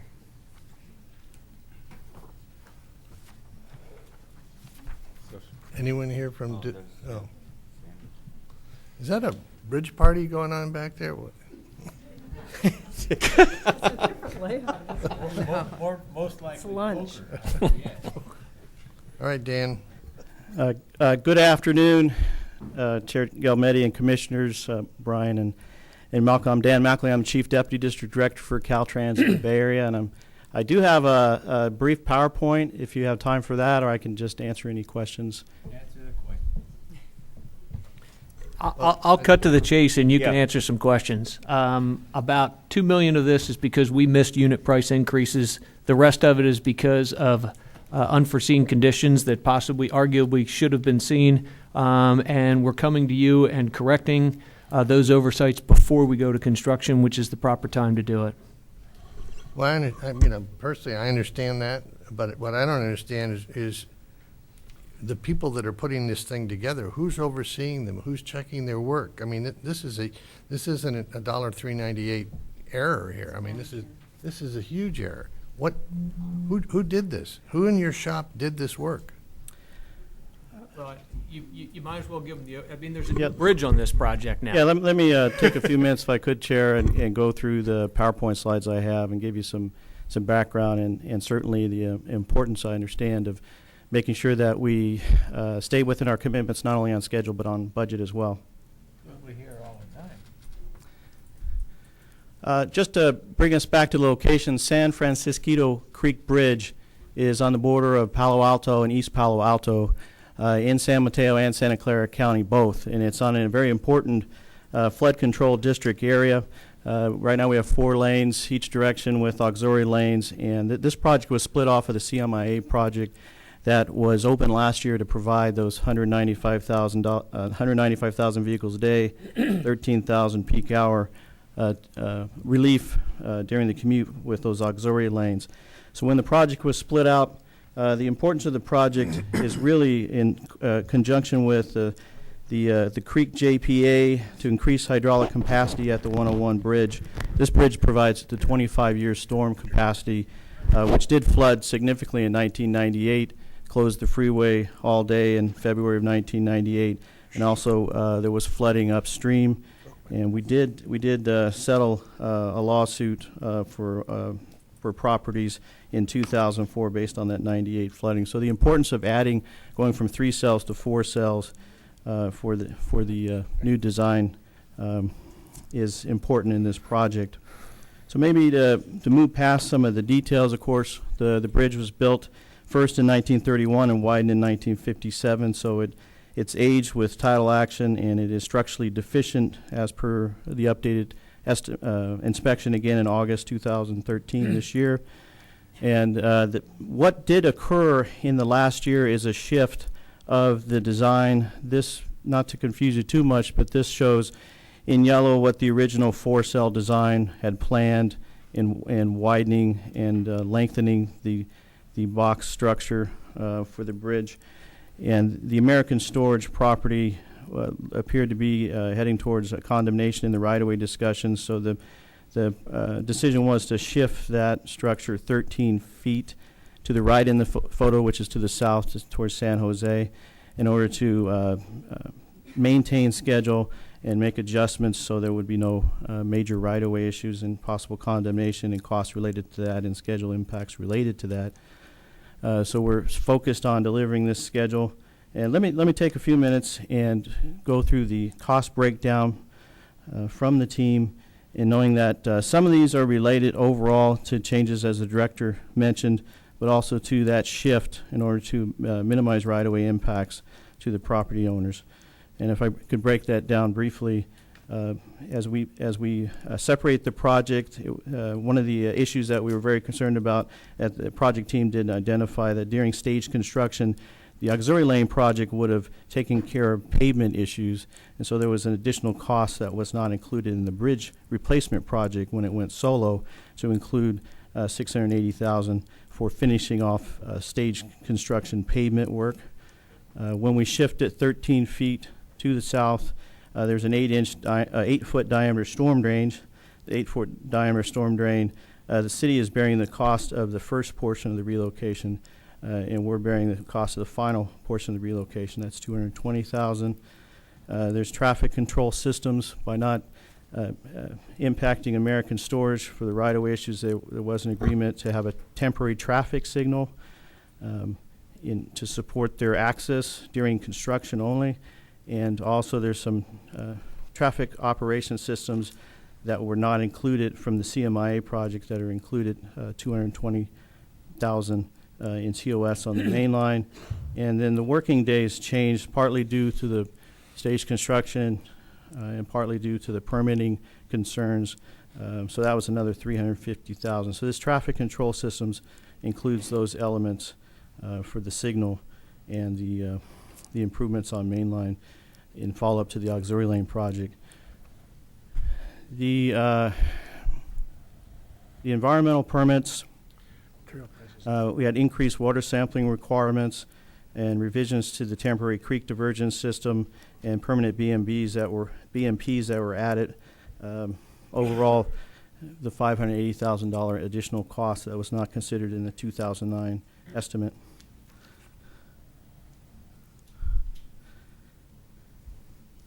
There were also changes to the design of the structure. The structure is 244 feet by 125 feet along the creek, and the design did change since 2009, not only just on the unit price changes, but the type of design needed required longer steel piles than were anticipated, and a retaining wall that wasn't anticipated in 2009 in order to accommodate the final shift as well as the final design of the structure for loading as well as for seismic. So that actually was, this slide shows, based on the new geotechnical information and design requirements, a significant change from the 2009 estimate. And wrapping up, additional TRO mobilization contingency as the item work increases, then those items percentage-wise go up $1 in a dollar total. But there was also part of the contingency to include potential creek issues and dewatering issues during construction that may occur. Again, yes, this is a project that has a large cost increases. There's a variety of issues. It's still a very important project, as I'm sure you would agree, based on its age and based on the importance to the community for flood control district. And the flood control district will have their work started downstream. It's about 8,000 feet to the bay downstream in support of their improvements to get to the 100-year capacity. That starts in 2014. And this structure is constriction to 37 square miles of drainage area. And so there's the importance to the community is large. But we've got to do more on our end to be sure that we're updating on a regular basis as we see change on these projects. And although the shift of the structure to avoid the right-of-way condemnation was last year, and the cost estimates were being updated in anticipation of getting ready for advertisement, has brought us to this point today. But I do recommend, and the department recommends, to approve this project for allocation. Any questions of Dan? This is Rachel. I just want to say a few overall things just for all of these. We're continuing to implement some things such as making sure that we update costs on a regular basis. This clearly wasn't updated on a yearly basis, and I'm not exactly sure why that didn't happen, but it didn't.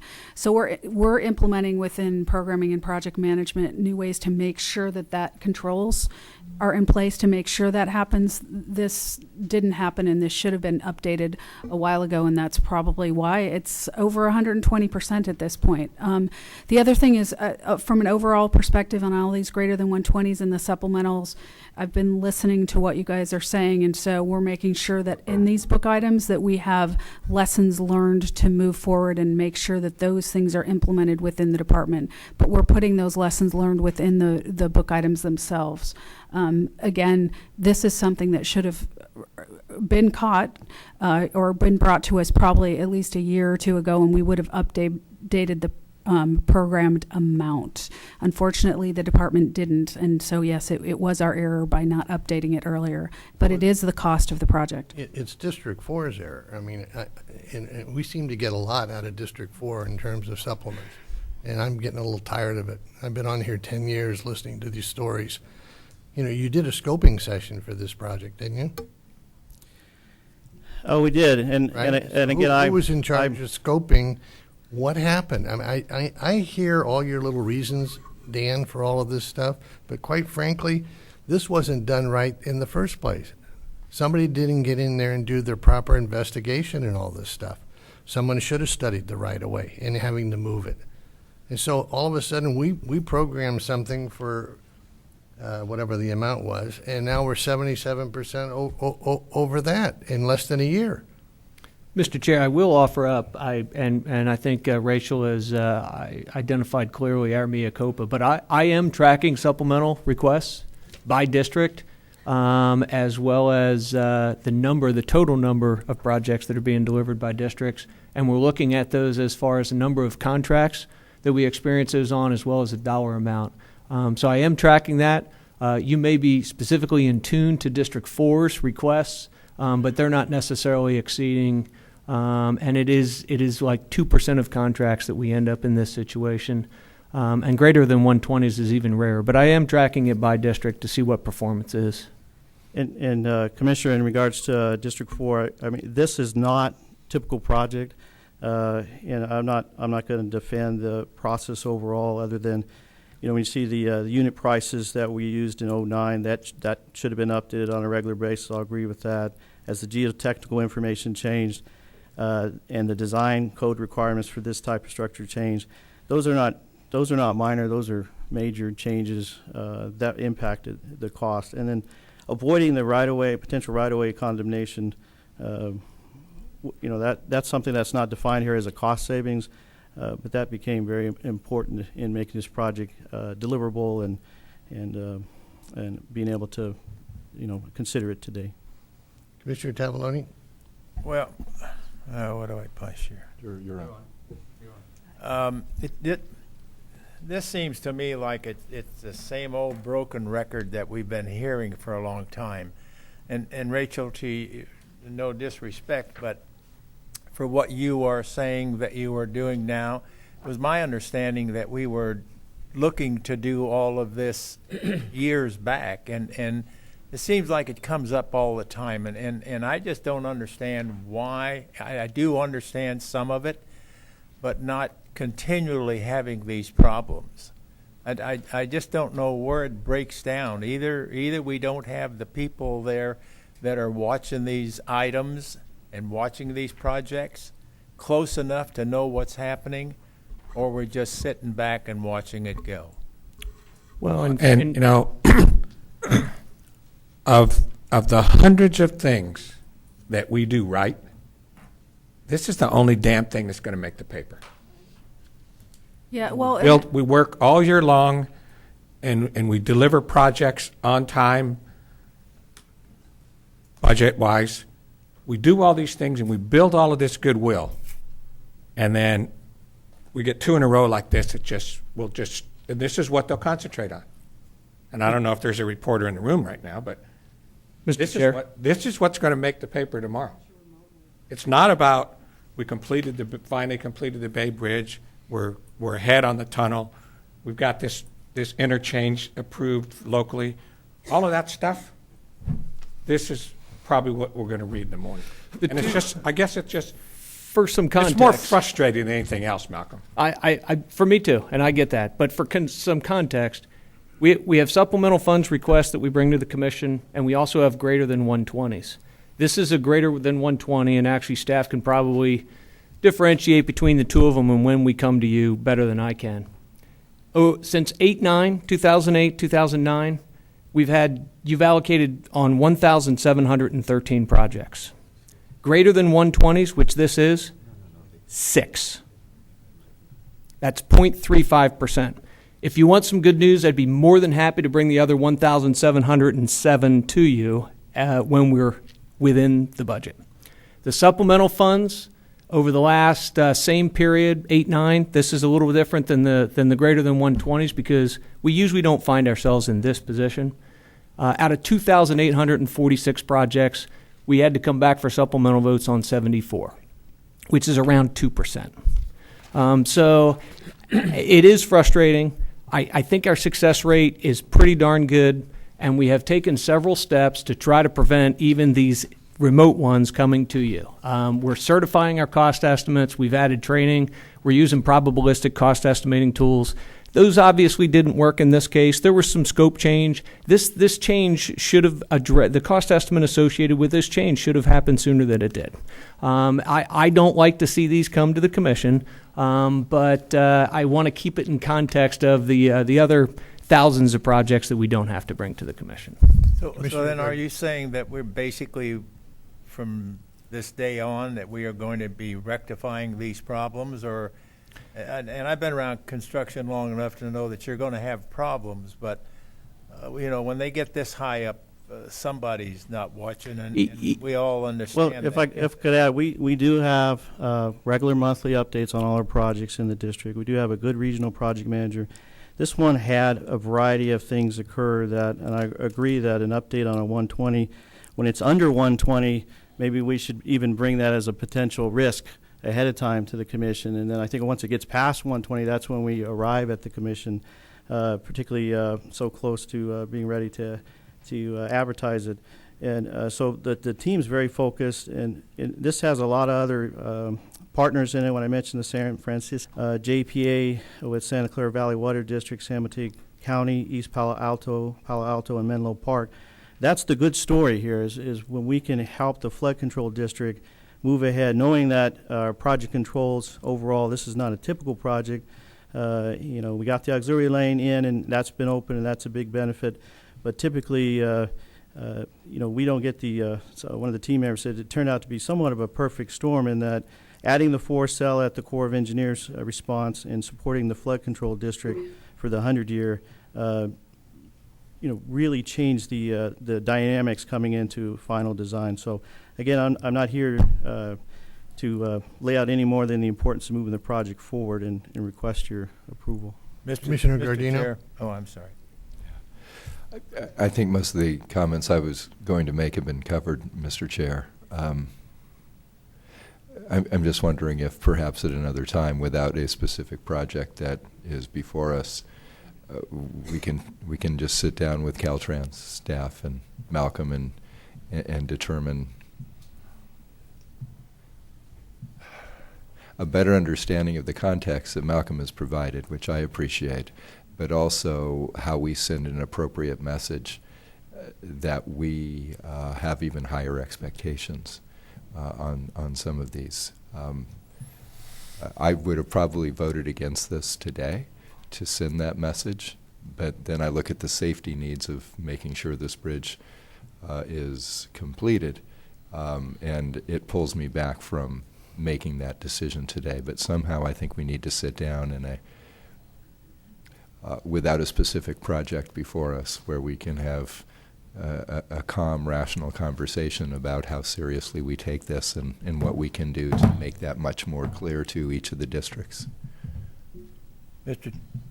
Commissioner Tavoloni? May I make a suggestion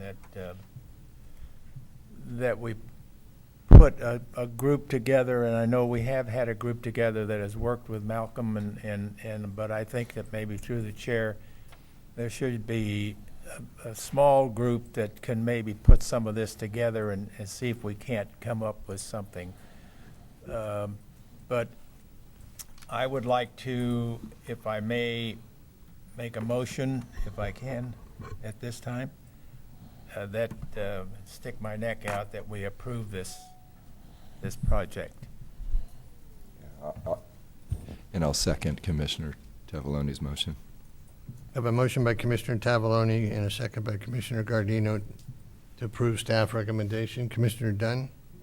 Thank you, Mr. Chairman. I think Commissioner Inman also would like to comment. But I'm also aware of the greater public charge that I think many of us are in this room are searching for that next round of public funding. And with all of our director's comments on this is sort of an exception, I would have really loved in your presentation, Dan, to hear how you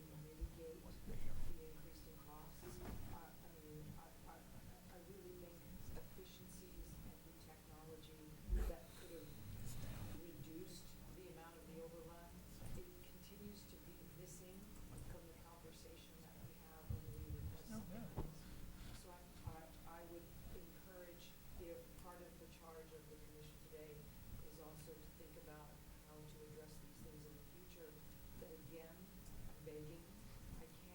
I personally have a hard time sharing with the public how to explain giving our, state agencies more funding for transportation if I can't also argue efficiencies and new technologies, and effectiveness of delivery. So, cost overruns happen. No one quite always does it this badly. But I would sure love to see discussions on mitigation more and more when we come to the table. Commissioner Inman?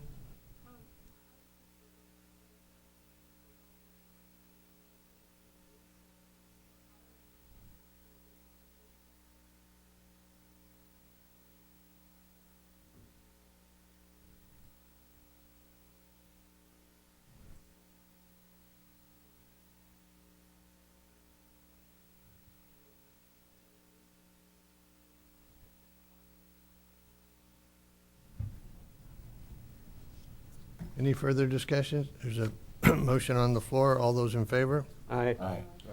Opposed? I'm going to abstain. Item 76. Thank you, Commissioners.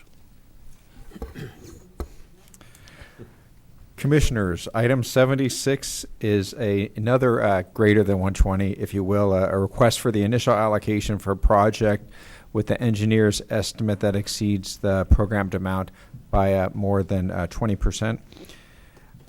This is on Route 105 in Los Angeles. This project was a restoration as a follow-up to an emergency project. There was an abbreviated programming document that was done that included 3 bid items, left out 13 items, as the department noted in the book item. Clearly an inadequate investigation and cost estimate. Somebody screwed up. That said, they have an updated estimate of what it costs now. Staff recommends approval. The department is here to answer questions. Motion to approve. I don't want to talk about it. Second. I have a motion by Commissioner Alvarado, second by Commissioner Simi. I do have Carrie, is this a junior estimator? What, I mean... No, this was a emergency project, the original project, so an abbreviated estimate was done called a DAF as the acronym.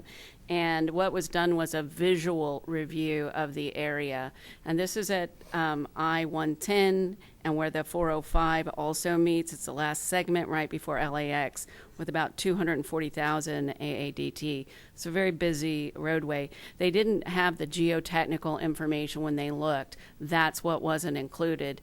Later, so they did the quick fix. Later, when they went back to do the Fuller project, they identified the need for geotechnical boring, and they had to do the boring, which identified much more that they needed to do for the project. They had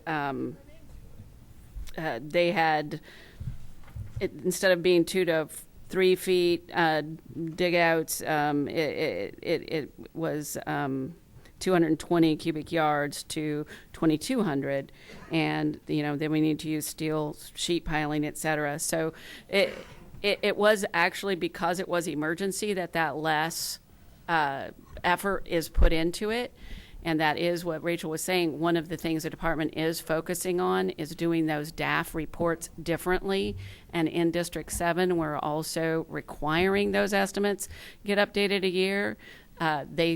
Even having said all that, this could have been updated sooner and should have been updated sooner. And that information should have come to light more quickly than it did, and we're putting some systems in place to make sure that doesn't happen, and have also taken the appropriate action with the employees. A DAF is a damage assessment form, and we're already making changes to that process. Okay. Thank you. We have a motion and a second. All those in favor? Aye. Opposed? Motion passes. Item 77, Mitch? Item 77 is a request for supplemental funds. This is a request for $1.47 million on a shop project on Route 62 in San Bernardino County. There are a number of reasons for the cost increase listed. The largest reason has to do with differing site conditions. Staff recommends approval of this item. Move it. Second. Any other questions besides me? Is someone here representing?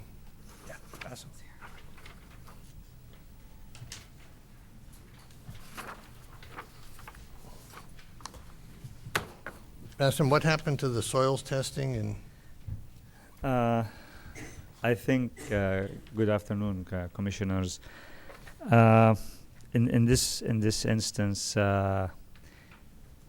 maybe where the borings were taken, maybe is the question. What happened was they were gonna do a CIDH piles, and when they did that, those started caving in, and so they went with the what they call CISS steel shaft versus CIDH. And so the question is whether when they initially did the borings, were they too close to the water or were they away from the water?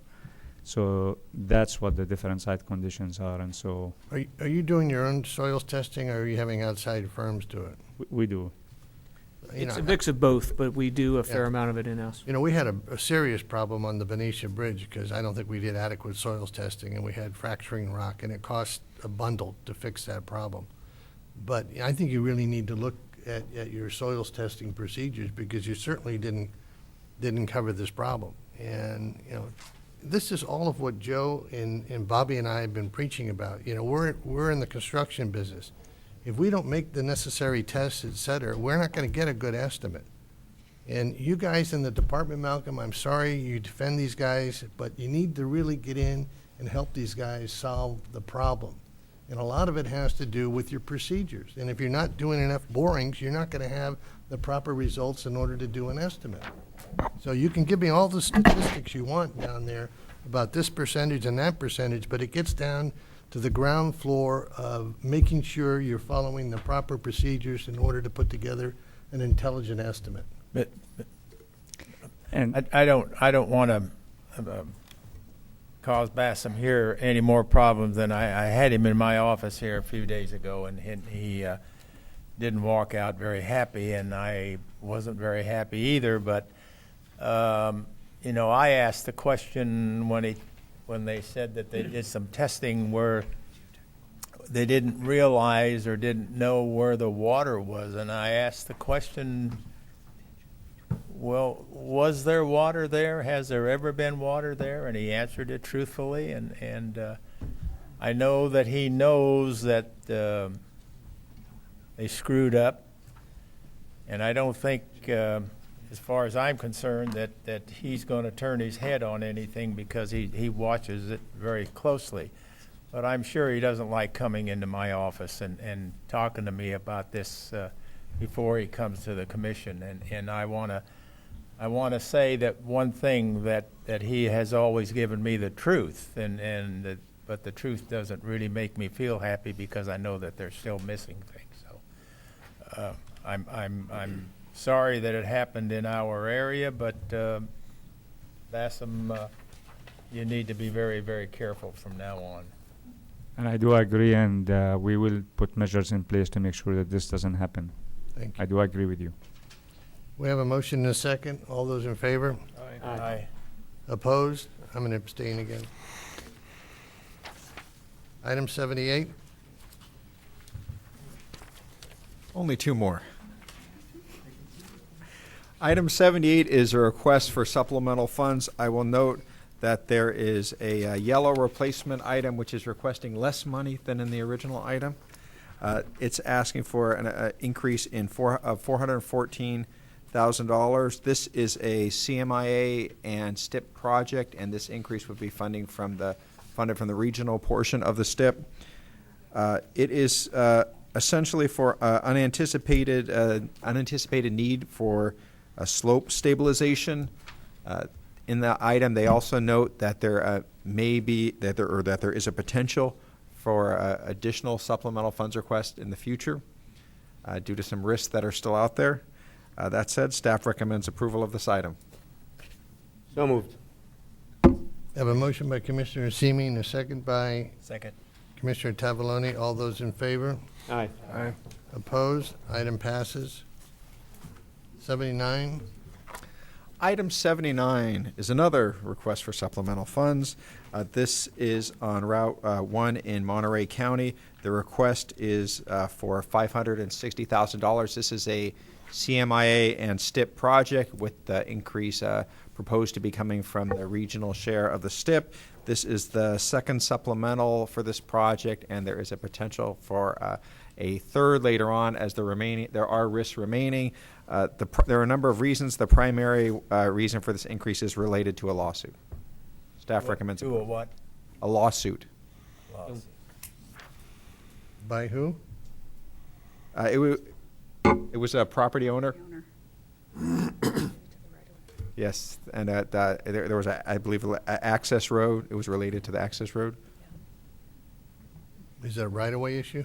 Yes, it was a right-of-way issue related to an access road next to a property that we acquired and through a property.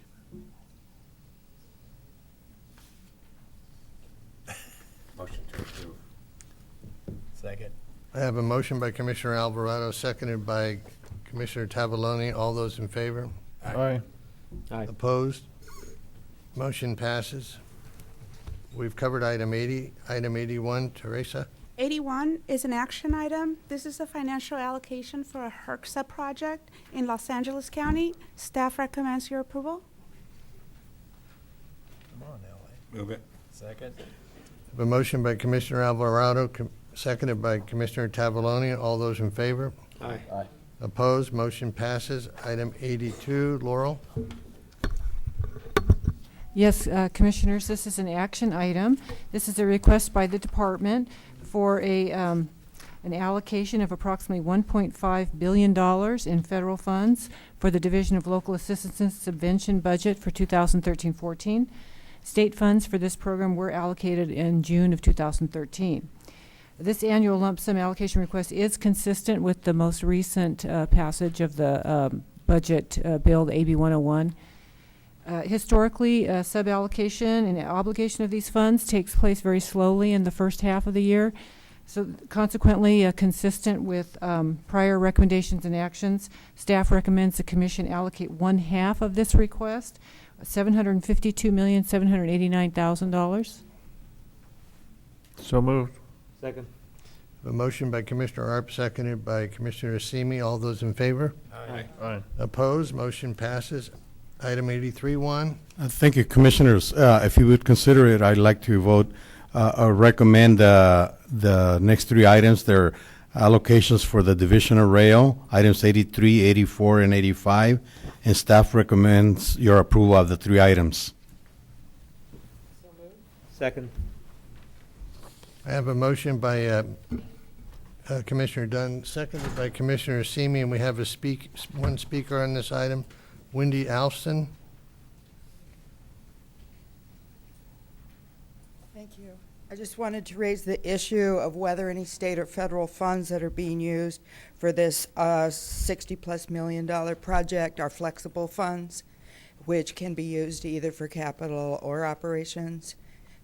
That's question number one. Question number two is that as a part of the Capital Corridor Program, the Sassoon Fairfield Station was extensively renovated, modernized, updated, and to this item, having followed the Regional Transportation Program of MTC, I don't believe was known to the public, and I would ask that approval of number 83 go over for a month for further information to the Commission. Juan, you want to respond to that? Item 83, it's a project, this program in the STIP, part of it is the $4.4 million being requested as a program in the STIP, and some of the other funding, it's regional funding, they're getting a lot of measure money for this project, and this has gone through the environmental, you approved it earlier on the agenda, and it's gone through its whole programming planning process. I'm not sure what she means by not having the proper notice, but it's on the list of the measure projects for that Bay Area. So I think it's gone through its, planning programming. And the other funding, that's not matching fund, but the other local funds have been approved by the local sources? That's correct. Okay. Wendy, you wanted to speak also on item 85. Thank you. I have the same question with regard to the funds, whether any of them are flexible funds and whether more of those funds can be for operations. And I wanted to encourage you to increase the investment in the feeder service route in order to continue the increase in ridership that operationally is being experienced, that in order to continue to grow the service, that local transit, walk and bike connections immediately to the stations need to be strongly supported. Thank you. Any comments, Juan? Well, the comment that I have is that this is the annual request from the Division of Rail for their operations of both the Pacific Surfliner and the San Joaquin. The Capital Corridor is done separately by the agency. But this operations also pays for not only the operations of the trains, but the bus feeder system that they have, which is not connected in any way to the local transit system. You know, I think what she's mentioning is that we should encourage, I don't know how this would do that, you know, but we should encourage the improvement of those transit connections, you know, at rail stations, which we support that, you know. Right. Okay, and we have another speaker, Stacy Mortensen. Good afternoon, Mr. Chair, members of the board. I'm here representing the new San Joaquin Joint Powers Authority. Our board chairman, Supervisor John Pedroso from Merced County, couldn't be here because he has a conflict with his local board meeting, but I am a passionate stand-in for him. Our JPA has been meeting since March. We were formed in February, began our inaugural meeting in March, and we've been meeting ever since. We're following the Capital Corridor model, which has been very successful in advocacy and kind of on-the-ground business management of the service, and we're following that model and hoping for the same success of the San Joaquins. Our very first action that we took out the gate was somewhat altruistic at the moment, because we heard that with the new Amtrak cost increases, the Southern California service was going to take a big hit. So we thought, well, let's jump in and advocate for the whole program to go up, partly because that's the right thing to do, partly because they're the big dog, and if they don't end up getting their money, they might look at the little dog, and then we would all suffer. So we initiated a campaign, and we got 40 letters to the governor urging more funding for the whole rail program. Well, little did we know we were going to need it ourselves, because as you can see in the staff report, the San Joaquin annual cost allocation did go up by quite a big amount, 33%, which is a big amount for any kind of enterprise, public or private. Now, we're in full support of your action today. We've asked Caltrans to sit down with us after this meeting to explain some of the cost increase drivers. They weren't in the staff report, and we'd like to understand those better. We want to work in partnership to improve the San Joaquins. We want to continue to support their success. They've been wildly popular, and they're a vital link in the Central Valley where a lot of people don't have many other alternatives. In addition, it connects people in the valley in Southern California to Sacramento and the Bay Area. So we really want to urge your support today. We urge that we're able to sit down and have this information exchange. We're sort of your on-the-ground field marshals out there to help support this state system, and we want to see it all grow. But we think cost control and predictable revenue increases are a joint strategy that we have to employ. It's clear the Capital Corridor employed that. If you look at your staff report, they did a very good job controlling the cost. And so we want to employ that as the new JPA body. Let's really focus on cost control, and where we have to, then look at limited revenue increases. Thank you for your support. Thank you for your comments. I think we have a motion and a second, correct? Yep. All those in favor? Aye. Opposed? Motion passes. Item 86, Juan. Thank you. Commissioners, items 86 through 95 are the time extensions on this month's agenda. And, you know, you received the spreadsheet with the staff recommendations. I'll note 3 items. Three of the projects have been withdrawn. Project number 4 from item 87, and projects 1 and 3 from item 88 have been withdrawn. And other than that, staff recommends your approval of all the time extensions. Move it. Second. I have a motion by Commissioner Tavaloni, a second by Commissioner Asimi. All those in favor? Aye. Opposed? Motion passes. And we're at that point where we have public comments. Is there anyone in the audience who would like to make any public comments? Carlos, one more time. Mr. Chairman, thank you. Commissioners, I just wanted to thank the commission staff for taking the Palmdale item before the supplemental requests for Caltrans. Thank you. Well put. Yeah. All right. Hearing no more public comments, I'll adjourn the meeting. Thank you. Thank you.